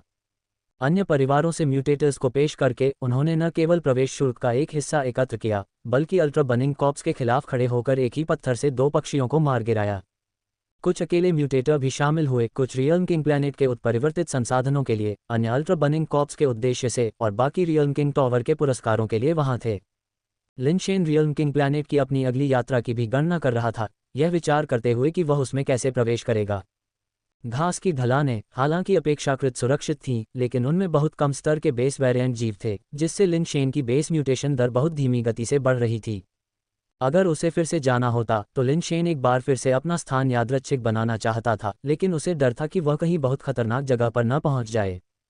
जब वह हिचकिचा रहा था तो घर पर किसी ने संदेश दिया कि एक आदमी जो खुद को जू तियानगे बता रहा था उसे ढूंढ रहा था, और उसने कहा कि वह उसका अच्छा भाई है। वह यहाँ क्या कर रहा है? लिन शेन हैरान था, उसे उम्मीद नहीं थी कि जू तियानगे उसे ढूंढने आएगा। लिन शेन रिसेप्शन हॉल में गया और निश्चित रूप से उसने देखा कि जू तियानगे उसका इंतजार कर रहा था। शेन, मैंने आखिरकार तुम्हें पा लिया है। मैं तुम्हें बहुत याद करता था, जू तियानगे ने लिन शेन का हाथ कसकर पकड़ते हुए कहा। उसकी आंखें भावनाओं से भरी हुई थीं, जैसे कि उसने किसी परिवार के सदस्य को देखा हो। क्या भगवान के प्रेम आधार पर जानवरों की ज्वार समाप्त हो गई है? तुम यहाँ क्यों आए हो? लिन शेन ने कुछ उलझन में पूछते हुए अपना हाथ वापस खींचने में कामयाब रहे। उन प्रमुख परिवारों के लोगों के आने के बाद उन्होंने कई बार मशरूम जानवर को हटा दिया। अब मशरूम जानवर काफ़ी कम हो गए हैं, और ब्लू ट्री सी के बाहर उन्हें देखना काफ़ी मुश्किल हो गया है। जू तियानगे ने तुरंत कहा, यह बात नहीं है शेन। मैं तुम्हें खोजने आया हूं क्योंकि एक और महत्वपूर्ण मामला है। क्या बात है? लिन शेन ने मान लिया कि जू तियानगे उसे रियल्म किंग ग्रह पर ले जाना चाहता था। शेन, क्या तुम देवी पत्नी बाई को जानते हो? हालांकि जू तियानगे के मुंह से निकले शब्दों ने लिन शेन को कुछ हद तक आश्चर्यचकित कर दिया। मैं उससे कई बार मिल चुका हूं। उसके बारे में क्या? लिन शेन और भी हैरान हो गया। जू तियानगे देवी पत्नी बाई के साथ कैसे जुड़ गया? कुछ हिचकिचाहट के साथ जू तियानगे ने कहा, उसके साथ कुछ भी गलत नहीं है, बस तुम्हारी भाभी थोड़ी परेशान हो सकती है। क्या भाभी? तुम किस बारे में बात कर रही हो? लिन शेन सवालों से भरा हुआ था, ये समझने में विफल रहा कि देवी पत्नी बाई अचानक उसकी भाभी क्यों बन गई। मेरा मतलब है ये परिवार से ये यूजेन मेरी भाभी, जू तियानगे ने स्पष्ट किया। शेन, तुम वास्तव में इस बार सावधान नहीं थे। अगर तुम समझ नहीं सकते तो मेरा एक एहसान करो और वापस जाओ। लिन शेन ने उसे पूरी तरह से हैरान महसूस किया। हालांकि देवी पत्नी बाई सुंदर हैं, इस दुनिया में एक दुर्लभ सुंदरता, हमारी भाभी भी कम आश्चर्यजनक नहीं है। शेन, अगर तुमने कोई प्रेम संबंध बनाया था तो तुम्हें उसे छिपाकर रखना चाहिए था। इस बारे में इतना खुलकर बात करना, कोई आश्चर्य नहीं कि भाभी परेशान है। जू तियानगे की कहानी निरर्थक होती जा रही थी। तुम्हें बाई शेनफेई से मेरे परिचय के बारे में कैसे पता चला? लिन शेन ने हैरान चेहरे के साथ जू तियानगे की ओर देखते हुए पूछा। बहुत कम लोग जानते थे कि लिन शेन बाई शेनफेई से परिचित थे। लिन शेन अचानक चिंतित हो गए, क्या बाई शेनफेई ने उनके बारे में कुछ कहा था? सिर्फ मैं ही नहीं, अब यशेन बेस में कोई नहीं है जो नहीं जानता। यशेन बेस पर तैनात बड़े परिवार भी जानते हैं। जू तियानगे ने चमकती आंखों से बल्कि उत्साह से कहा, हालांकि यह मामला वास्तव में तुम्हारी भाभी के लिए अच्छा नहीं है, लेकिन मुझे कहना होगा, भाई शेन, तुम वाकई कमाल के हो। तुम बाई शेनफेई जैसी महिला को जीतने में कामयाब हो गए हो। इससे मेरी प्रतिष्ठा भी बढ़ गई है।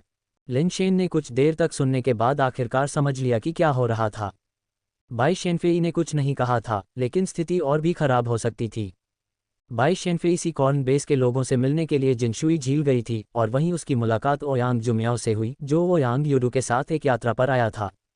जब वे बात कर रहे थे, ओयांग यूडू ने बाई शेनफेई को रियल्म किंग ग्रह पर साथ जाने के लिए आमंत्रित किया, लेकिन उसने प्रस्ताव को अस्वीकार कर दिया। इस अस्वीकृति ने गॉड्स लव बेस के ओयांग परिवार और सीकॉर्न बेस के सभी लोगों को आश्चर्यचकित कर दिया, क्योंकि पहले से ही एक मौन सहमति थी, उपहार सिद्धांत की खेती करने वाले दो व्यक्तियों को अधिक बातचीत करने दें। यदि कोई बड़ी असहमति नहीं होती तो दोनों भविष्य में एक साथ हो सकते थे। इससे पहले बाई शेनफेई ने भी इस व्यवस्था को मौन रूप से स्वीकार कर लिया था। उसके लिए केवल एक कदम बचा था कि वह ओयांग यूडू से मिले और उसे जाने। एक दूसरे को जानने के लिए स्वाभाविक रूप से सबसे अच्छा तरीका था रियल्म किंग ग्रह पर जाकर एक दूसरे के साथ लड़ना, और ओयांग यूडू सहित किसी ने भी उम्मीद नहीं की थी कि बाई शेनफेई मना कर देगी। सभी जानकार लोगों की नज़र में बाई शेनफेई और ओयांग यूडू स्वर्ग में बनी जोड़ी थे, जो एक दूसरे के लिए अपरिहार्य थे, अन्यथा उन्हें अपने जीवन में आगे कोई प्रगति करने में कठिनाई हो सकती थी और वे केवल बेस म्यूटेशन पर ही रुक सकते थे।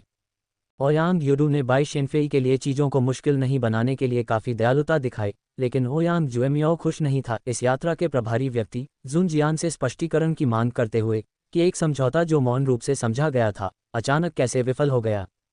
जुन जियान को नहीं पता था कि ऐसा क्यों हुआ और उसने बाई शेनफेई से निजी तौर पर पूछने से पहले देरी करने के बारे में सोचा।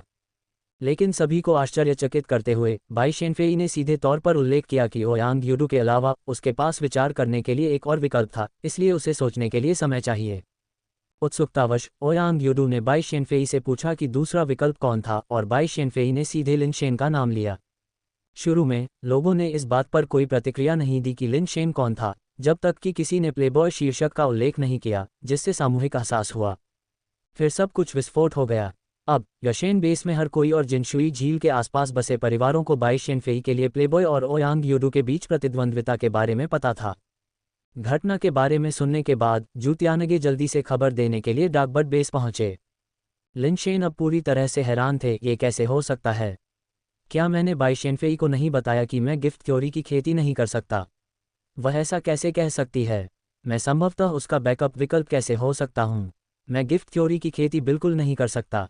भाई शेन, मैं सम्मानित महसूस कर रहा हूँ, लेकिन आपको सावधान रहना चाहिए। मैंने सुना है कि बड़े परिवारों के कई युवा लोगों को यह स्वीकार करना मुश्किल लगता है कि बाई शेनफेई ने आपको एक विकल्प के रूप में सूचीबद्ध किया है। खासकर ओयांग यूडू, अगर वह आपको परेशान करने आए तो इसमें कोई आश्चर्य की बात नहीं होगी। बेशक, मैं यह नहीं कह रहा हूं कि आप ओयांग यूडू से कमतर हैं, लेकिन वह वास्तव में थोड़ा अजीब है और उसके पास कुछ कौशल है, इसलिए सावधान रहना बेहतर है, जूतियानगे ने सावधानी से कहा। मैं समझता हूँ, मुझे ये बताने के लिए यहाँ आने के लिए धन्यवाद, लिन शेन ने जवाब दिया, ऐसा महसूस करते हुए कि उसके बिना कुछ किए स्वर्ग से मुसीबतें उतर आई थीं। हम भाई हैं, ऐसी शिष्टाचार की बात क्यों करें? जूतियानगे ने जल्दी से अपना हाथ हिलाया। जब दोनों बातें कर रहे थे तो लिन परिवार का एक गार्ड ये कहने के लिए आया कि कोई लिन शेन की तलाश कर रहा है। लिन शेन और जूतियानगे ने एक दूसरे को देखा, दोनों सोच रहे थे, क्या यह ओयांग यूडू हो सकता है जो आया है?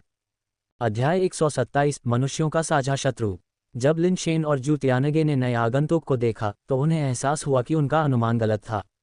वह आकर्षक रूप से सुंदर ओयांग यूडू नहीं था, बल्कि एक साधारण दिखने वाला तू शियाओदाओ था जिसके चेहरे पर एक निशान था। जूतियानगे ने अपनी आवाज़ कम की और लिन शेन के कान में झुककर कहा, शेन, ये तू शियाओदाओ सरल नहीं है। मैंने अपने बूढ़े पिता से सुना है कि तू शियाओदाओ समुद्र में किसी बेस से आता है। तुम समुद्र में स्थिति जानते हो, वहाँ बेस वेरिएंट जीव जमीन से भी ज्यादा खतरनाक होते हैं। कोई भी परिवार जो समुद्र में बेस बना सकता है, वह कोई साधारण परिवार नहीं है। क्या तुम लिन शेन हो? जब तू शियाओदाओ ने लिन शेन को देखा तो उसने उसे ऊपर से नीचे तक देखा, उसकी आवाज़ असामान्य रूप से कर्कश थी। मैं लिन शेन हूँ, क्या मैं जान सकता हूँ कि तुम्हें मुझसे क्या काम है? लिन शेन ने भी तू शियाओदाओ को देखा। वह आदमी सामान्य लग रहा था, लेकिन उसमें एक आक्रामकता थी जिसका मुकाबला करना एक साधारण व्यक्ति के लिए मुश्किल था। मैंने सुना है कि आपने टैलेंट थ्योरी में महारत हासिल कर ली है। मैं मार्गदर्शन मांगने आया हूँ। तू शियाओदाओ ने अपनी कमर से चाकू निकाला। ये छोटा था, सिर्फ खंजर की लंबाई का, लेकिन ये काफ़ी चौड़ा था, हथेली जितना चौड़ा, और ऐसा लग रहा था कि इसे डार्क पॉइंट क्रिस्टल से पॉलिश किया गया है। मुझे लगता है कि आप गलत हैं, मैंने टैलेंट थ्योरी में महारत हासिल नहीं की है, लिन शेन ने समझाया। तू शियाओदाओ ने एक भौं उठाई और कहा, अब सभी जानते हैं कि आपने टैलेंट थ्योरी में महारत हासिल कर ली है। ऐसा कहकर क्या आप मुझे नीचा दिखा रहे हैं, तू शियाओदाओ? अगर हर कोई कहता है कि आप एक महिला हैं तो क्या इससे आप एक महिला बन जाती हैं? लिन शेन ने बदले में उदासीनता से पूछा। तू शियाओदाओ ने एक पल के लिए विराम लिया, लेकिन देवी पत्नी बाई ने कहा कि तुम। क्या देवी पत्नी बाई ने कहा कि मैंने प्रतिभा सिद्धांत में महारत हासिल कर ली है? लिन शेन ने उसे सीधे बीच में ही टोक दिया। तू शियाओदाओ ने फिर विराम लिया, फिर भौहें सिकोड़ते हुए कहा, देवी पत्नी ने वास्तव में कभी नहीं कहा कि तुमने प्रतिभा सिद्धांत में महारत हासिल कर ली है, लेकिन हर कोई जानता है कि केवल वही व्यक्ति देवी पत्नी बनने के योग्य है जिसने प्रतिभा सिद्धांत में महारत हासिल कर ली है। चूंकि देवी पत्नी ने तुम्हें पहचान लिया है तो तुमने इसमें महारत हासिल कर ली होगी। भले ही मैंने प्रतिभा सिद्धांत में महारत हासिल न की हो और भले ही मैंने कर ली हो, क्या मैं तुम्हें निर्देश देने से इनकार नहीं कर सकता? अगर तुम किसी ऐसे व्यक्ति को चुनौती देने के लिए इतने उत्सुक हो जिसने प्रतिभा सिद्धांत में महारत हासिल कर ली है, तो तुम ओयांग यूडू को क्यों नहीं खोज लेते? क्या तुम नहीं जानते कि ओयांग यूडू ने टैलेंट थ्योरी में महारत हासिल कर ली है, या तुम सिर्फ कमजोरों को धमका रहे हो और ताकतवरों से डर रहे हो, ओयांग यूडू को चुनौती देने की हिम्मत नहीं जुटा पा रहे हो? लिन शेन ने व्यंग्यात्मक लहजे में कहा। तू शियाओदाओ इस तीखे प्रहार से अवाक रह गया और आखिरकार बोला, मैं स्वाभाविक रूप से ओयांग यूडू को ढूंढ लूंगा, लेकिन मैं तुम्हारा मार्गदर्शन भी मांगना चाहता हूँ। इतनी बातें करना व्यर्थ है, बस अपनी तलवार खींचो और मुझे देखने दो कि टैलेंट थ्योरी में महारत हासिल करने वाले व्यक्ति में क्या अंतर है। तुम कहते हो कि तुम मार्गदर्शन मांगना चाहते हो, तो चाकू की लड़ाई के लिए तुम सीधे ऊंचाई की तुलना क्यों नहीं करते? मैं निश्चित रूप से तुमसे छोटा नहीं हूं। तुम अभी हार मान सकते हो, इससे हमें लड़ने की परेशानी से छुटकारा मिल जाएगा। लिन शेन ने शांति से ताना मारा। तो शियाओदाओ ने उम्मीद नहीं की थी कि लिन शेन के साथ मुकाबला करने की कोशिश में लड़ाई शुरू होने से पहले ही उस पर मौखिक हमलों की बौछार हो जाएगी। वह शब्दों के साथ अच्छा नहीं था और स्पष्ट रूप से लिन शेन का मुकाबला नहीं कर सकता था। तुम किस बात पर लड़ाई कहते हो? तो शियाओदाओ ने भौहें सिकोड़ते हुए पूछा। मैं फिर से कहूंगा, मैंने टैलेंट थ्योरी में महारत हासिल नहीं की है और मैं केवल स्टील लेवल पर हूं। यदि आप लड़ना चाहते हैं तो यह आप पर निर्भर है कि आप मुझ पर कैसे हमला करते हैं, लेकिन मैं निश्चित रूप से तुरंत मदद के लिए पुकारूंगा, लिन शेन ने कहा। मैं अपनी बेस म्यूटेशन शक्तियों का उपयोग किए बिना लड़ सकता हूं और मैं अपनी ताकत और गति को स्टील लेवल रेंज के भीतर रख सकता हूं, तू शियाओदाओ ने तुरंत कहा। स्पष्ट रूप से आने से पहले उसने इस बारे में सोचा था। ये देखकर कि तू शियाओदाओ उससे लड़ने के लिए दृढ़ था, लिन शेन को एहसास हुआ कि यह गतिरोध उन्हें कहीं नहीं ले जा रहा था। इसके बारे में क्या? मैं टैलेंट थ्योरी नहीं जानता और मैं लड़ाई में भी अच्छा नहीं हूं। चलो किसी और चीज़ में प्रतिस्पर्धा करते हैं, लिन शेन ने आखिरकार सुझाव दिया। किस में प्रतिस्पर्धा करें? मैं सिर्फ लड़ाई ही कर सकता हूं, मैं और कुछ नहीं कर सकता। तू शियाओदाओ को चिंता थी कि लिन शेन ये तुलना करना चाहेंगे कि किसका कद ज़्यादा लंबा है। मैं एक एक्शन करूंगा और अगर तुम इसे दोहरा सकते हो तो तुम जीत जाओगे। मेरे पास वाकई टैलेंट थ्योरी की एक कॉपी है जो देवी कंसोर्ट बाई ने मुझे दी थी। मैंने इसमें महारत हासिल नहीं की है, लेकिन मैं इसे तुम्हें दे सकता हूं, लिन शेन ने देवी कंसोर्ट द्वारा दी गई टैलेंट थ्योरी की किताब निकालते हुए कहा। मेरे पास टैलेंट थ्योरी है। अगर मैं जीत जाता हूं तो मुझे तुमसे कुछ भी देने की ज़रूरत नहीं है। मैं बस इतना चाहता हूं कि तुम मुझे असली टैलेंट थ्योरी दिखाओ, तू शियाओदाओ ने जिद करते हुए कहा। तुम लगातार इतनी संकीर्ण सोच क्यों रखते हो? लिन शेन ने झल्लाते हुए कहा। तू शियाओदाओ ने अपने बैग से कुछ चीज़ें निकाली और लिन शेन से बात करना जारी रखा। अगर तुम जीत जाते हो तो मेरे पास देने के लिए और कुछ नहीं है। ये सब म्यूटेटेड क्रिस्टल बेस प्राणियों से बेस म्यूटेशन फ्लूइड है जिसे मैंने हाल ही में रियल्म किंग प्लैनेट पर इकट्ठा किया है। यह अब मेरे किसी काम का नहीं है, लेकिन ये तुम्हारे लिए अभी भी बहुत कीमती होना चाहिए। अगर तुम जीतते हो तो ये तुम्हारा है, अगर तुम हारते हो तो भी तुम एक बैग चुन सकते हो। जैसे ही लिन शेन ने बेस म्यूटेशन फ्लूइड के कई बड़े बैग देखे तो शियाओदाओ से हारने और हॉट पोटैटो टैलेंट थ्योरी को खिड़की से बाहर फेंकने की उसकी मूल योजना बिना किसी निशान के पूरी तरह से गायब हो गई। ऐसा मुख्य रूप से इसलिए था क्योंकि उसने तू शियाओदाओ की बातें सुनी थीं, ये जानते हुए कि टैलेंट थ्योरी को वास्तव में एक गुप्त तकनीक नहीं माना जा सकता है और बाई परिवार ने इसे कई लोगों को दिया होगा। टैलेंट थ्योरी देना भी उपयोगी नहीं होगा। उत्परिवर्तित क्रिस्टल बेस प्राणियों से इतना बेस म्यूटेशन द्रव, यह मेरे बेस म्यूटेशन दर को 100% तक लाने के लिए लगभग पर्याप्त होना चाहिए, है ना? लिन शेन ने अपने मन में सोचा। आप क्या कहते हैं? तो शियाओदाओ ने अपने मुंह के कोने पर एक मुस्कान का संकेत प्रकट किया। वह देख सकता था कि लिन शेन लुभाया गया था, लेकिन तू शियाओदाओ ने नहीं सोचा था कि वह हार जाएगा। क्रिस्टल बेस लेवल बॉडी की कठोरता और लचीलापन स्टील लेवल बॉडी की तुलना में बहुत अधिक था। वह वास्तव में ऐसी किसी भी हरकत के बारे में नहीं सोच सकता था जो लिन शेन कर सकता था जो वह नहीं कर सकता था। तो शियाओदाओ की राय में लिन शेन द्वारा इस तरह की प्रतियोगिता का सुझाव देने का मतलब था कि वह उससे हारना चाहता था और उसे दूर भेजना चाहता था। उसने इतना सारा बेस म्यूटेशन फ्लूइड इसलिए निकाला था ताकि लिन शेन को लुभाया जा सके, ताकि उसे जीतने के बाद वह असली टैलेंट थ्योरी देख सके। मैं तुम्हें पसंद करता हूँ, बेस म्यूटेशन फ्लूइड के लिए नहीं। मैं बस तुम्हारे साथ कुछ पॉइंटर्स का आदान प्रदान करना चाहता हूँ, लिन शेन ने मुस्कुराते हुए कहा। ठीक है, तुम पहले जाओ, तू शियाओदाओ ने उदासीन होकर कहा, जब तक लिन शेन प्रतिस्पर्धा करने के लिए तैयार था। फिर मैं खुद को शर्मिंदा करूंगा। लिन शेन ने फैसला किया था कि अगर कोई उसे म्यूटेटेड बेस म्यूटेशन फ्लूइड दे रहा है तो उसे स्वीकार न करने का कोई कारण नहीं था। शेन, इसके झांसे में मत आना। वह क्रिस्टल बेस लेवल पर है। उसके शरीर की लचीलापन बहुत बेहतर है। वह निश्चित रूप से सामान्य पोज कर सकता है, जू त्यानगे ने बगल से चेतावनी दी। हालांकि वह जानता था कि लिन शेन कोई साधारण आदमी नहीं था, वह आखिरकार केवल स्टील लेवल पर था। एक स्टील लेवल क्या हरकतें कर सकता है जो एक क्रिस्टल बेस नहीं कर सकता? जितना ज्यादा जू त्यानगे ने इस बारे में सोचा उतना ही उसे लगा कि सिर्फ एक ही संभावना है, एक अपरंपरागत तरीका अपनाना। उदाहरण के लिए, मिटेन कम्यून जैसी कोई घिनौनी चीज खाने से तू शियाओदाओ को उल्टी होने लगे और वह उसे पचा ना पाए तो वह जीत सकता है। या फिर निर्णायक कार्रवाई करके सीधे चाकू से खुद को काट लेना। तू शियाओदाओ चाहे कितना भी निर्दयी क्यों ना हो, निश्चित रूप से ऐसा करने के लिए खुद को तैयार नहीं कर सकता था, और इस तरह से कोई भी जीत सकता था। लेकिन बेस म्यूटेशन फ्लूइड जितना कीमती था, वह इतनी दूर जाने लायक नहीं था। इसके अलावा जू तियानगे यह नहीं सोच पा रहा था कि लिन शेन तू शियाओदाओ को कैसे हरा पाएगा। समझ गया, लिन शेन ने हल्के से कहा, और फिर तू शियाओदाओ को एक आंगन में ले जाकर वहां पत्थर की मेज की ओर इशारा करते हुए कहा, अपनी बाजी वहां लगाओ। अगर तुम जीतते हो तो बस उन्हें ले लो, अगर तुम हारते हो तो बस अपने आप चले जाओ। बिना एक और शब्द कहे तू शियाओदाओ ने बेस म्यूटेशन फ्लूइड के कई बड़े बैग पत्थर की मेज पर रख दिए। उसे इस बात की चिंता नहीं थी कि लिन शेन उसके बेस म्यूटेशन फ्लूइड को लूट लेगा। अगर लिन शेन हारने के बाद लूटने की हिम्मत करता तो तू शियाओदाओ उसे धोखा देने का पछतावा करवाता।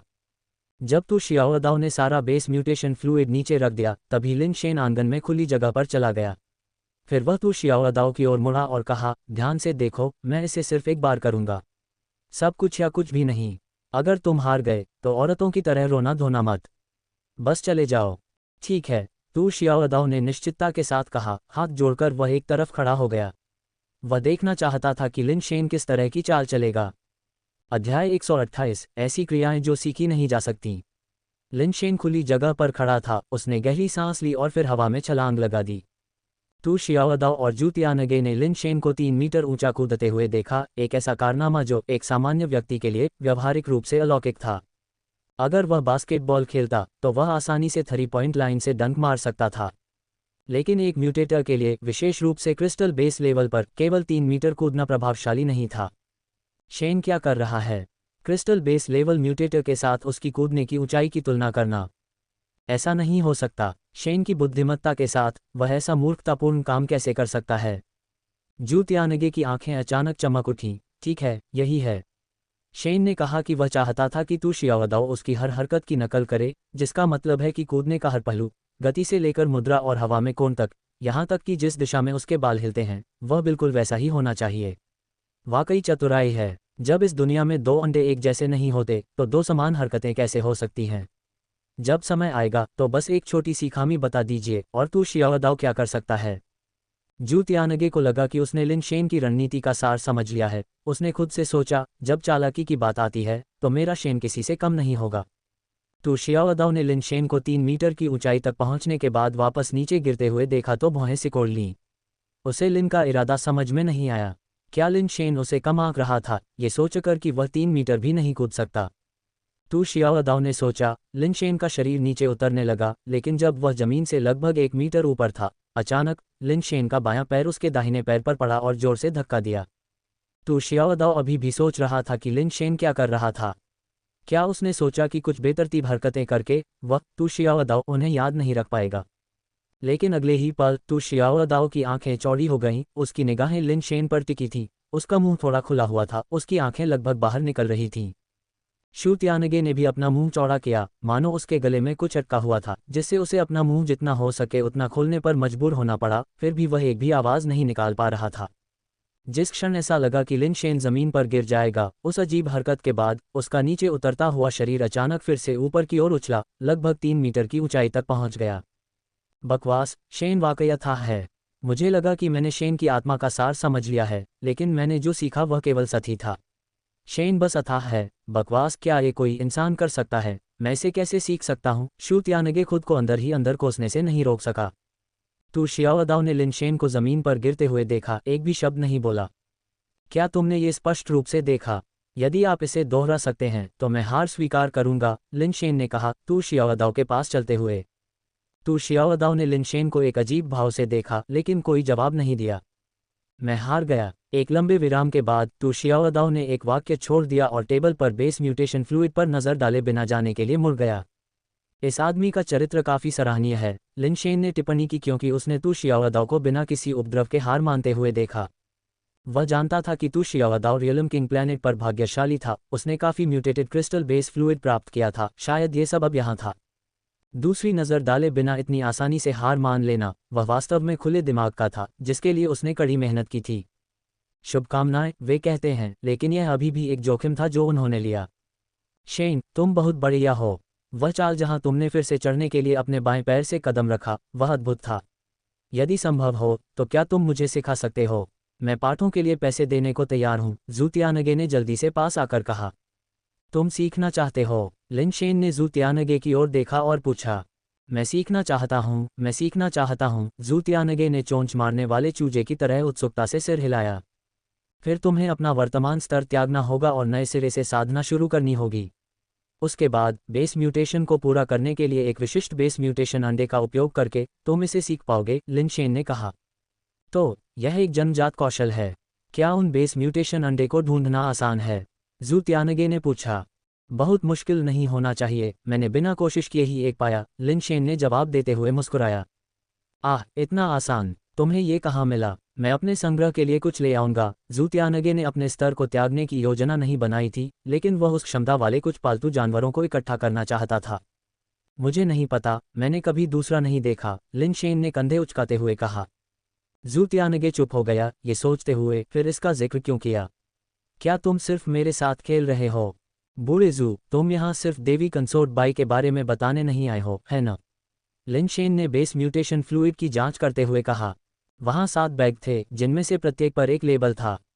जांच करने के बाद लिन शेन ने पाया कि बेस म्यूटेशन फ्लूइड के ये 7 बैग 5 अलग अलग म्यूटेंट प्राणियों से आए थे।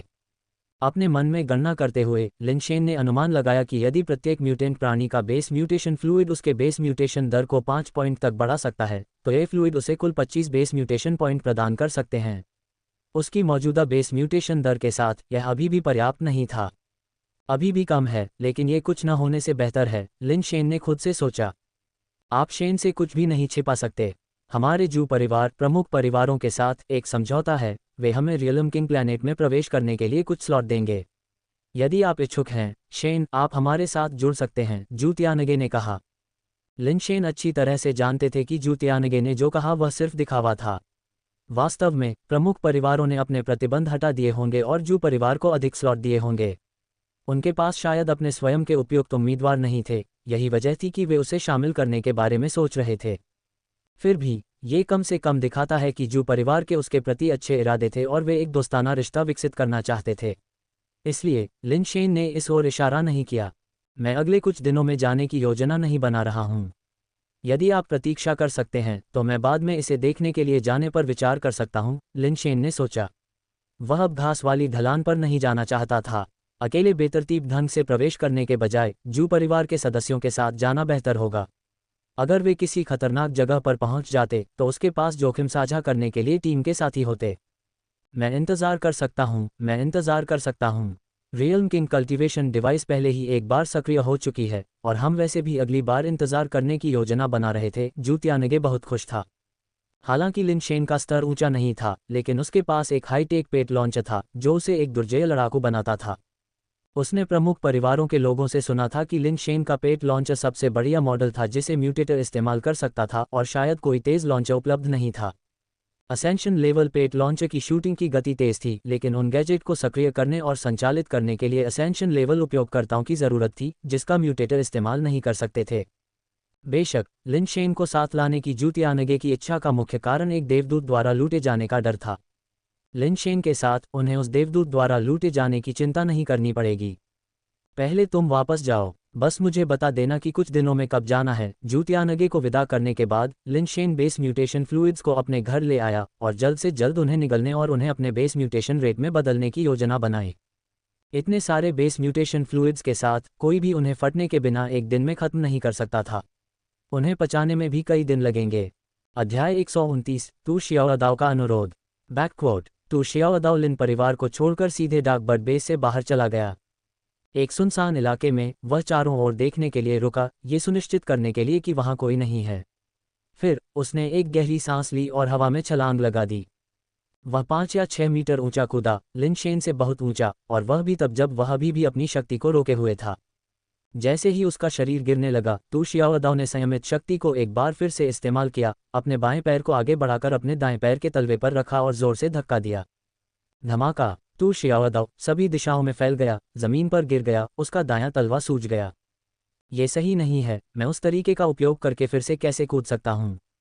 शायद मुझे गलत याद आया, यह बायां पैर दाएं पैर पर नहीं, बल्कि दायां पैर बाएं पैर पर चल रहा है। हार मानने को तैयार नहीं। तू शियाओदाओ ने एक बार फिर कोशिश की, लेकिन अंत में उसका बायां पैर भी सूज गया। यह अवैज्ञानिक है। क्या ये कोई जन्मजात कौशल हो सकता है? क्या ऐसा कोई जन्मजात कौशल होता है? क्या ये कोई ऐसी योग्यता हो सकती है जो टैलेंट थ्योरी में महारत हासिल करने के बाद आती है? तो शियाओदाओ को इतना गुस्सा आया कि उसे खून की खांसी आ गई। अगर उसे ऐसी चीज़ों के बारे में पता होता तो वह लिन शेन के साथ ऐसी प्रतियोगिता के लिए सहमत नहीं होता। प्रतियोगिता हारना गौण था। जो मायने रखता था वह यह था कि उसने अपना सम्मान खो दिया था और लिन शेन को फिर से चुनौती नहीं दे सकता था। मुझे क्या करना चाहिए? तू शियाओदाओ वास्तव में जानना चाहता था कि टैलेंट थ्योरी में ऐसा क्या खास है। तू शियाओदाओ के इतने जिद्दी होने का कारण यह था कि उसने भी टैलेंट थ्योरी का अभ्यास किया था, लेकिन उसमें महारत हासिल करने में असफल रहा था। उन्होंने प्रतिभा सिद्धांत का अभ्यास देवी पत्नी के कारण नहीं किया, बल्कि इसलिए किया क्योंकि उन्हें विश्वास था कि उनकी अपनी प्रतिभा काफ़ी अच्छी है, किसी से भी बेहतर। जो दूसरे नहीं कर पाए वह निश्चित रूप से कर सकता है, जो दूसरे नहीं कर पाए वह निश्चित रूप से कर सकता है। इसलिए शुरू में उन्होंने प्रतिभा सिद्धांत चुना। इसके साथ आरोही स्तर तक पहुंचने का इरादा किया, लेकिन आरोही स्तर तक पहुंचना तो दूर, उन्होंने इसमें बिल्कुल भी महारत हासिल नहीं की। हालांकि तू शियाओदाओ फिर भी हार नहीं मानेंगे। उन्हें विश्वास नहीं था कि यह उनकी प्रतिभा की समस्या थी। चूंकि वे प्रतिभा सिद्धांत में महारत हासिल नहीं कर पाए, इसका मतलब था कि उन्हें उन लोगों से ज़्यादा मजबूत होना चाहिए जिन्होंने इसे हासिल किया। इस बार विदेश से यशेन बेस पर आने और यह सुनने के बाद कि ओयांग यूडू ने प्रतिभा सिद्धांत में महारत हासिल कर ली है, उन्होंने ओयांग यूडू को एक लड़ाई के लिए चुनौती देने का इरादा किया था। लेकिन फिर उन्होंने रियल्म किंग प्लैनेट पर ओयांग यूडू के प्रदर्शन के कुछ रिकॉर्ड किए गए फुटेज देखे। इसे देखने के बाद तू शियाओदाओ की अभिव्यक्ति गंभीर हो गई। ओयांग यूडू वास्तव में बहुत शक्तिशाली था।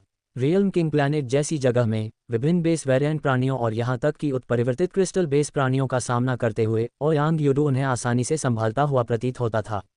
हर लड़ाई सहज लगती थी, जिसमें कोई स्पष्ट कौशल या ताकत का उपयोग नहीं होता था। उसकी वास्तविक क्षमताओं का आकलन करना असंभव था, जैसा कि उसकी क्षमताओं की पूरी सीमा थी। तू शियाओदाओ को लगा कि टैलेंट थ्योरी में महारत हासिल करने के साथ आने वाली विशेष क्षमताओं की स्पष्ट समझ के बिना उसे पूरा भरोसा नहीं था कि वह ओयांग यूडू को हरा सकता है। इसलिए जब उसे पता चला कि लिन शेन ने भी टैलेंट थ्योरी में महारत हासिल कर ली है, तो वह लिन शेन को खोजने गया, पहले टैलेंट थ्योरी की क्षमताओं को समझने की उम्मीद में।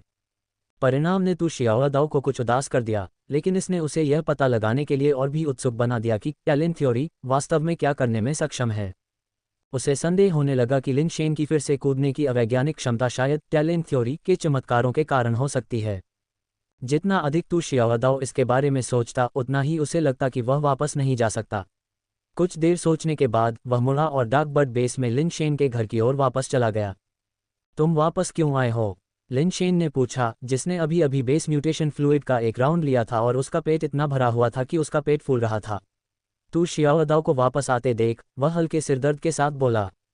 लिन शेन, तुम्हें मेरी ज़रूरत है, तू शियाओदाओ ने अप्रत्याशित रूप से कहा। मुझे तुम्हारी क्या ज़रूरत है? लिन शेन ने थोड़ा खुश और हैरान होकर पूछा। ओयांग यूडू निश्चित रूप से तुम्हें ढूंढने आएगा, और सिर्फ ओयांग यूडू ही नहीं। महान परिवारों की कई प्रतिभाएं जिन्होंने टैलेंट थ्योरी में महारत हासिल करने की कोशिश की और असफल रहीं, वे भी तुम्हें ढूंढने आ सकती हैं। वे मुझसे क्या चाहते हैं? वे प्रतिभा सिद्धांत की खेती नहीं कर सकते, और हालांकि यह ठीक है कि स्वर्ग के चमत्कारी ओयांग यूडू ऐसा करने में कामयाब रहे, लेकिन कुछ लोगों के लिए यह असहनीय है कि आप एक छोटे से आधार से भी सफल हुए। उनके लिए यह एक अपमान की तरह लगता है। वे आपके जैसे किसी व्यक्ति के अस्तित्व को बर्दाश्त नहीं कर सकते, इसलिए वे आपके साथ परेशानी मोल लेने आएंगे। मुझे आपको कितनी बार यह विश्वास दिलाने के लिए कहना पड़ेगा कि मैंने प्रतिभा सिद्धांत की खेती नहीं की है? मैं इस पर विश्वास करता हूं या नहीं, इससे कोई फर्क नहीं पड़ता। महत्वपूर्ण यह है कि वे इस पर विश्वास करते हैं या नहीं। क्या आपको लगता है कि वे ऐसा करेंगे? ओयांग यूडू का सफल होना ठीक है, लेकिन मेरा नहीं। क्योंकि आपके पास कोई पृष्ठभूमि नहीं है, क्योंकि आप सिर्फ एक स्टील म्यूटेटर हैं, क्योंकि आपको धमकाना आसान है। वे ओयांग यूडू को नहीं हरा सकते, नहीं वे ओयांग परिवार को भड़काने का जोखिम उठा सकते हैं, लेकिन आप पर हमला करना कोई समस्या नहीं है। तू शियाओदाओ ने गंभीरता से कहा, इसलिए आपको मेरी ज़रूरत है। मेरे होते हुए कोई भी आपके सिर के एक बाल को भी नहीं छू सकता। आप क्या चाहते हैं? मैं आपको बता रहा हूं, मैं संभवतः आपको वह बेस म्यूटेशन फ्लूइड वापस नहीं दे सकता। लिन शेन ने तू शियाओदाओ को सावधानी से देखते हुए कहा। चिंता मत करो, मुझे कुछ नहीं चाहिए, बस सामान्य समय में मेरे साथ मुकाबला करो, बस इतना ही, तू शियाओदाओ ने जल्दी से कहा। मैं सिर्फ एक स्टील हूँ, मैं आपके साथ कैसे मुकाबला कर सकता हूँ? आप मुझे मारने के लिए इस अवसर का लाभ उठाने की कोशिश नहीं कर रहे हैं, है ना? लिन शेन हमेशा सुरक्षा को प्राथमिकता देते थे, इसलिए वह ऐसे रहस्यमय व्यक्ति को कैसे सहजता से अपने साथ ले सकते थे? आप गलत हैं, ऐसी स्थिति बिल्कुल नहीं होगी। मुझे लगा कि तुमने जो छलांग पहले लगाई थी वह वाकई अविश्वसनीय थी और मैं उससे सीखना चाहता हूँ। लिन शेन की चिंताओं को सुनने के बाद तू शियाओदाओ ने जल्दी से समझाया। वह छलांग एक जन्मजात कौशल है, इसे सीखा नहीं जा सकता, तुम्हें चले जाना चाहिए। लिन शेन तू शियाओदाओ को अपने साथ रखने के लिए तैयार नहीं था, उसने उसे फिर से अस्वीकार कर दिया। ये देखकर कि उसका मन नहीं बदलेगा, तू शियाओदाओ ने दांत पीसते हुए कहा, मैं तुम्हारे समय के लिए भुगतान करूंगा, कृपया मेरे साथी बनो। तुम कितना भुगतान कर सकते हो? लिन शेन ने पलक झपकाते हुए पूछा। मैं कोई पैसा नहीं लाया, क्या मैं इसे भुगतान के रूप में इस्तेमाल कर सकता हूँ? तू शियाओदाओ ने कुछ निकाला और लिन शेन को दिया। लिन शेन ने इसे लिया और बहुत आश्चर्यचकित हुए बिना नहीं रह सके। उन्होंने कहा, क्या यह एक आदिम अंडा है? लिन शेन ने पहले भी एक आदिम अंडा निगल लिया था और उसे इसकी गहरी याद थी। हालांकि वे सभी अंडे थे, लेकिन उनकी गुणवत्ता अलग थी, लेकिन प्राइमल अंडे साधारण बेस म्यूटेशन अंडे से कुछ अलग महसूस हुए। ये कहना मुश्किल है कि वास्तव में क्या अंतर है, लेकिन इसे देखने पर आप तुरंत बता सकते हैं कि कौन सा प्राइमल अंडा था और कौन सा साधारण बेस म्यूटेशन अंडा था। एक ही किस्म के दो संतरे की तरह, एक मूल उत्पादन क्षेत्र से और एक नहीं। वे लगभग एक जैसे दिखते हैं, लेकिन एक दूसरे के साथ सावधानीपूर्वक तुलना करने पर फिर भी कुछ अंतर होंगे। यह अंतर केवल सतही नहीं है, बनावट में भी एक अवर्णनीय अंतर है। बेशक, स्वाद और भी अलग है। तू शियाओदाओ के हाथ में प्राइमल अंडे को देखकर लिन शेन वास्तव में इसे चाहता था। आजकल म्यूटेशन पॉइंट हासिल करना बेहद मुश्किल है, यहाँ तक कि एसेंडर वाले सुपर बेस भी इसे संभाल नहीं सकते। लिन शेन को अल्पावधि में तो छोड़ ही दें। वेई वुफू ने कहा था कि जो लोग बेस म्यूटेशन के लिए प्राइमल एग्स का इस्तेमाल करते हैं वे आमतौर पर इसे पहली बार ही करते हैं, और बाद की उन्नति उच्च गुणवत्ता वाले बेस म्यूटेशन एग्स के साथ होगी, लगभग बिना किसी अंतर के। लेकिन लिन शेन जैसे किसी व्यक्ति के लिए जिसके पास बेहतर विकल्प हैं, क्या वह दूसरे सर्वश्रेष्ठ के लिए समझौता करेगा? जाहिर है नहीं। अगर संभव हो तो वह निश्चित रूप से प्राइमल एग्स का उपयोग करेगा। आप वास्तव में मुझे अपने स्पैरिंग पार्टनर के रूप में रखने पर जोर क्यों देते हैं? लिन शेन ने अपना सिर खुजलाया। वह वास्तव में आइटम चाहता था, लेकिन वह जोखिम लेने के लिए बहुत अनिच्छुक था। अध्याय 130, गेमिंग के लिए प्रतिभा की भी आवश्यकता होती है। मैं तुम्हें सच ही बताऊंगा। लिन शेन को इस तरह देखकर तू शियाओदाओ के पास ईमानदार होने के अलावा कोई और विकल्प नहीं था। उम्मीद थी कि ईमानदारी लिन शेन को प्रभावित कर सकती है। तुम मुझसे ओयांग यूडू को हराने का कोई तरीका ढूंढना चाहते हो? लिन शेन ने उसकी तरफ ऐसे देखा जैसे वह किसी बेवकूफ़ को देख रहा हो। लिन शेन ने तू शियाओदाओ को अनगिनत बार बताया था कि उसने प्रतिभा सिद्धांत में महारत हासिल नहीं की है। ये बेवकूफ़ इस पर विश्वास क्यों नहीं करेगा? दूसरी बार सोचने पर अगर तू शियाओदाओ इस पर विश्वास नहीं करता तो क्या कोई और करेगा? जब तक बाई शेनफेई खुद इसे स्पष्ट नहीं करती, कोई भी उसकी बात पर विश्वास नहीं करेगा। ये बहुत संभावना थी, जैसा कि तू शियाओदाओ ने कहा था, कि आगे और भी परेशानी होगी। तुम रह सकते हो और मैं तुम्हारा साथी बन सकता हूँ, लेकिन मैं पहले ही यह स्पष्ट कर दूँ। लिन शेन ने बहुत गंभीरता से कहा, मैं एक बार फिर कहूँगा, मैं लिन शेन प्रतिभा सिद्धांत में पारंगत नहीं हूँ। तू शियाओदाओ, क्या तुम अभी भी इस प्राइमल एग का उपयोग मुझे अपना साथी बनाने के लिए भुगतान के रूप में करना चाहते हो? हाँ। तू शियाओदाओ ये सुनकर प्रसन्न हुआ और जल्दी से सिर हिला दिया। अगर कोई बाद में मुझसे परेशानी की तलाश में आता है, लिन शेन ने जारी रखा, इसे मेरे ऊपर छोड़ दो। जब तक मैं यहाँ हूँ कोई भी तुम्हारे सिर का एक बाल भी नहीं छू सकता, यहाँ तक कि ओयांग यूडू भी नहीं। तू शियाओदाओ ने तुरंत अपनी छाती पीटते हुए गारंटी दी। हर दिन 2 घंटे की स्पैरिंग, अगर कुछ होता है तो मैं छुट्टी ले सकता हूँ और बाद में 1 महीने की अवधि के लिए इसकी भरपाई कर सकता हूँ। कोई आपत्ति? कोई नहीं। तू शियाओदाओ को लगा कि यह पर्याप्त था, उसे अपनी प्रतिभा और क्षमताओं पर पूरा भरोसा था।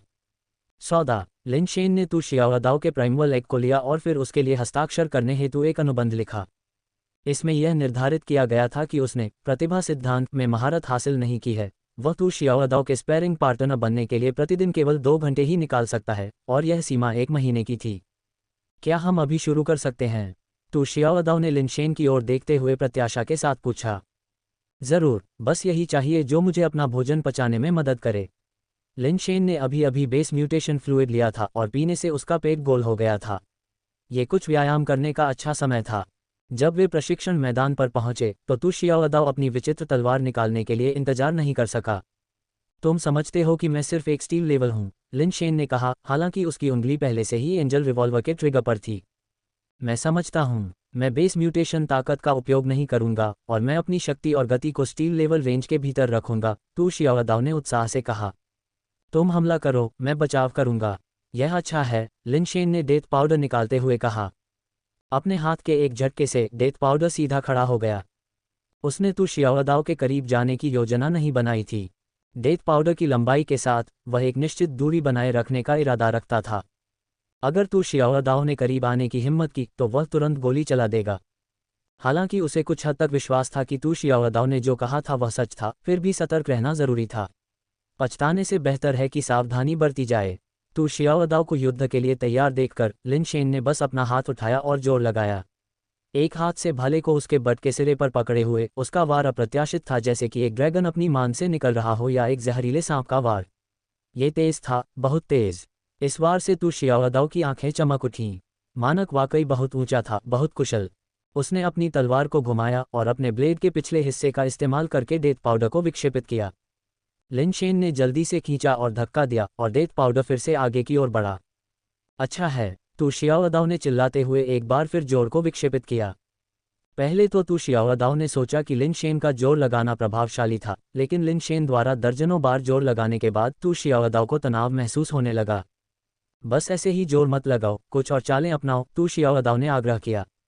लेकिन यही एक चाल है जो मैं जानता हूँ, लिन शेन ने मासूम चेहरे के साथ कहा। या मुझे अपनी पिस्तौल से तुम्हें गोली मार देनी चाहिए। तुम्हें सिर्फ यही एक चाल पता है। तू शियाओदाओ को इस पर यकीन ही नहीं हुआ। कोई सिर्फ एक चाल कैसे जान सकता है? अब तक मार्शल आर्ट के मामले में मैंने वास्तव में केवल इस एक चाल का प्रशिक्षण लिया है। अगर मैं झूठ बोलूंगा तो बिजली मुझ पर गिर सकती है। लिन शेन ने स्वर्ग की कसम खाई। तू शियाओदाओ ने लिन शेन को शपथ लेते हुए देखा। उसकी अभिव्यक्ति ऐसी थी जैसे उसने एक मक्खी निगल ली हो। लिन शेन की अभिव्यक्ति को देखते हुए ये निश्चित रूप से झूठ नहीं था, लेकिन वह ये नहीं समझ पा रहा था कि दुनिया में किसी के लिए केवल एक चाल सीखना कैसे संभव है। मुझे पता है कि तुम क्या सोच रहे हो। मैंने तुम्हें कई बार बताया है, मैं वास्तव में प्रतिभा सिद्धांत में महारत हासिल नहीं कर पाया। मुझे पता है कि तुम वैसे भी मुझ पर विश्वास नहीं करोगे। लेकिन चलो आज भी मुझे अभ्यास में तुम्हारे साथ नहीं आने दो। इस छुरा घोंपने के अलावा मैं वास्तव में कोई अन्य तकनीक नहीं जानता। बेतहाशा झूलना या जो भी हो, मुझे लगता है कि तुम्हारे पास देखने का धैर्य नहीं है और मुझे प्रयास बर्बाद करने का मन नहीं है। चलो बस एक ब्रेक लेते हैं। इसके बारे में क्या ख्याल है? मेरे पास यहाँ कुछ बेकार छोटे खेल हैं, क्या मैं तुम्हारे साथ खेल सकता हूँ? लिन शेन ने कहा। ठीक है। तू शियाओदाओ ने सोचा कि इस तरह खेलना अच्छा नहीं है और उसे ये भी देखना चाहिए कि लिन शेन क्या कर रहा है। लिन शेन तू शियाओदाओ को अपने क्लॉ मशीन स्टोर में ले गया और एक मशीन के सामने रुका। क्या तुमने पहले भी यह खेला है? लिन शेन ने तू शियाओदाओ से पूछा। बच्चों का खेल, तू शियाओदाओ ने तिरस्कार भरा। तो फिर यह नहीं है। लिन शेन ने क्लर्क झाओली को इशारा किया, मेरे लिए 10 सिक्के लाओ। लिन, ये लो। झाओली जल्दी से एक छोटी टोकरी लेकर आया जिसमें 10 क्लॉ एक कॉइन रखे हुए थे। तुम्हें क्या लगता है कि इस क्लॉ मशीन में जीतने के लिए क्या करना पड़ता है? लिन शेन ने टोकरी ली और उसे एक तरफ रख दिया, फिर उसमें 2 सिक्के डाल दिए। जाहिर है, ये संभावना के बारे में है। हालांकि मैंने कभी नहीं खेला है, लेकिन मैं ये भी जानता हूं कि ये मशीनें संभावनाओं के साथ सेट की गई हैं। एक निश्चित संख्या में प्रयासों के बाद पंजा कस जाता है और उसके बाद ही वह अंदर के अंडे को पकड़ सकता है। तू शियाओदाओ बोला। स्मार्ट। आम लोगों के लिए ये वास्तव में मामला है। चाहे पंजा ढीला हो या कसा हुआ, यह इतना महत्वपूर्ण नहीं है। यह मालिक द्वारा निर्धारित संभावना के बारे में है। यहाँ उदाहरण के लिए एक निश्चित जीत के लिए लगभग 10 प्रयास हैं। यदि संभावना नहीं है तो चाहे वह कितनी भी संभावित क्यों न लगे, आप कभी सफल नहीं होंगे, लिन शेन ने बटन दबाते हुए समझाया। पंजा नीचे उतरा, मजबूती से एक बेस म्यूटेशन अंडे को पकड़ा और उसे धीरे धीरे उठाना शुरू किया। ऐसा लग रहा था कि एक अच्छा मौका था, लेकिन जैसे ही पंजा पुरस्कार गिराने के लिए छेद की ओर बढ़ा, बेस म्यूटेशन अंडा नीचे गिर गया, छेद तक नहीं पहुंच पाया। ये खेल बहुत दिलचस्प नहीं है, चलो बस प्रशिक्षण पर वापस चलते हैं, तू शियाओदाओ ने कहा। जल्दबाजी मत करो, मुझे एक बार और प्रयास करते हुए देखो। आम लोगों को संभावना का इंतजार करना पड़ता है, लेकिन कुछ लोगों को इसके लिए इंतजार करने की जरूरत नहीं होती है। लिन शेन ने ये कहते हुए जॉयस्टिक को हिलाया, जिससे अंदर का पंजा हिलने लगा। यह अभी भी पंजे की तकनीक थी जिसमें वह अच्छा था, और उसने आसानी से बेस म्यूटेशन एग को पकड़ लिया। तू शियाओदाओ थोड़ा हैरान हुआ, उसने छोटे बच्चों के लिए इस तरह की चाल और तकनीक वाले खेल की उम्मीद नहीं की थी। यहाँ इसे आजमाएं, लिन शेन ने अपनी जगह की पेशकश की। तू शियाओदाओ मशीन के सामने खड़ा था, उसने चुना कि किस बेस म्यूटेशन एग को चुनना है और फिर लिन शेन की नकल करते हुए जॉयस्टिक को हिलाना शुरू कर दिया। जिसने कभी अभ्यास नहीं किया है वह निश्चित रूप से पहली कोशिश में इसे सही नहीं कर सकता है, इसलिए तू शियाओदाओ खाली हाथ आया, यहाँ तक कि बेस म्यूटेशन एग को पकड़ने में भी कामयाब नहीं हुआ। खेल हर किसी के खेलने के लिए नहीं होते हैं, ये प्रतिभा पर भी निर्भर करता है। तुम अपना समय खेलो, मुझे कुछ काम निपटाने हैं और मैं आज रात अपने यार्ड में तुम्हारे रहने के लिए जगह बना दूंगा, लिन शेन ने जाने से पहले तू शियाओदाओ के कंधे पर थपथपाते हुए कहा। खेलों में प्रतिभा की भी आवश्यकता होती है, तू शियाओदाओ ने सोचा और अधिक सिक्के डाले और कुछ और राउंड खेले। खेलते समय उसने सोचा, ये खेल काफ़ी दिलचस्प है। स्टो के मालिक ने एक संभावना निर्धारित की है और सामान्य परिस्थितियों में आपको बेस म्यूटेशन एग को पकड़ने से पहले एक निश्चित संख्या में प्रयास करने होंगे, लेकिन पंजे को हिलाने की तकनीक से निर्धारित संभावना को तोड़ना संभव है, हालांकि इसके लिए प्रतिभा और अभ्यास की आवश्यकता होती है। सोचते समय तू शियाओदाओ को कुछ एहसास हुआ। उसकी आंखें मशीन के अंदर बेस म्यूटेशन एग पर टिकी हुई थीं, जो रोशनी से चमक रहे थे, और वह बुदबुदाया, क्या ऐसा हो सकता है कि लिन शेन ये स्वीकार करने की परेशानी नहीं उठाना चाहता कि उसने टैलेंट थ्योरी में महारत हासिल कर ली है और वह इस खेल के माध्यम से केवल इसका संकेत दे सकता है। उन्होंने जानबूझकर प्रतिभा शब्द का उल्लेख किया, इसमें कोई संदेह नहीं है। वह वास्तव में क्या संकेत देने की कोशिश कर रहा है? प्रतिभा सिद्धांत का इस खेल से क्या लेना देना है? जैसा कि उसने सोचा, तू शियाओदाओ ने और अधिक खेल के सिक्कों के लिए हाथ बढ़ाया। फ्लिक तकनीक का अभ्यास जारी रखना चाहता था, लेकिन उसके हाथ में कुछ भी नहीं था। लिन शेन द्वारा लाए गए 10 सिक्के सभी खर्च हो चुके थे। मेरे लिए कुछ सिक्के लाओ, तू शियाओदाओ ने काउंटर के पीछे झाओली को आवाज़ दी। आप कितने सिक्के खरीदना चाहेंगे? झाओली ने मुस्कुराते हुए पूछा।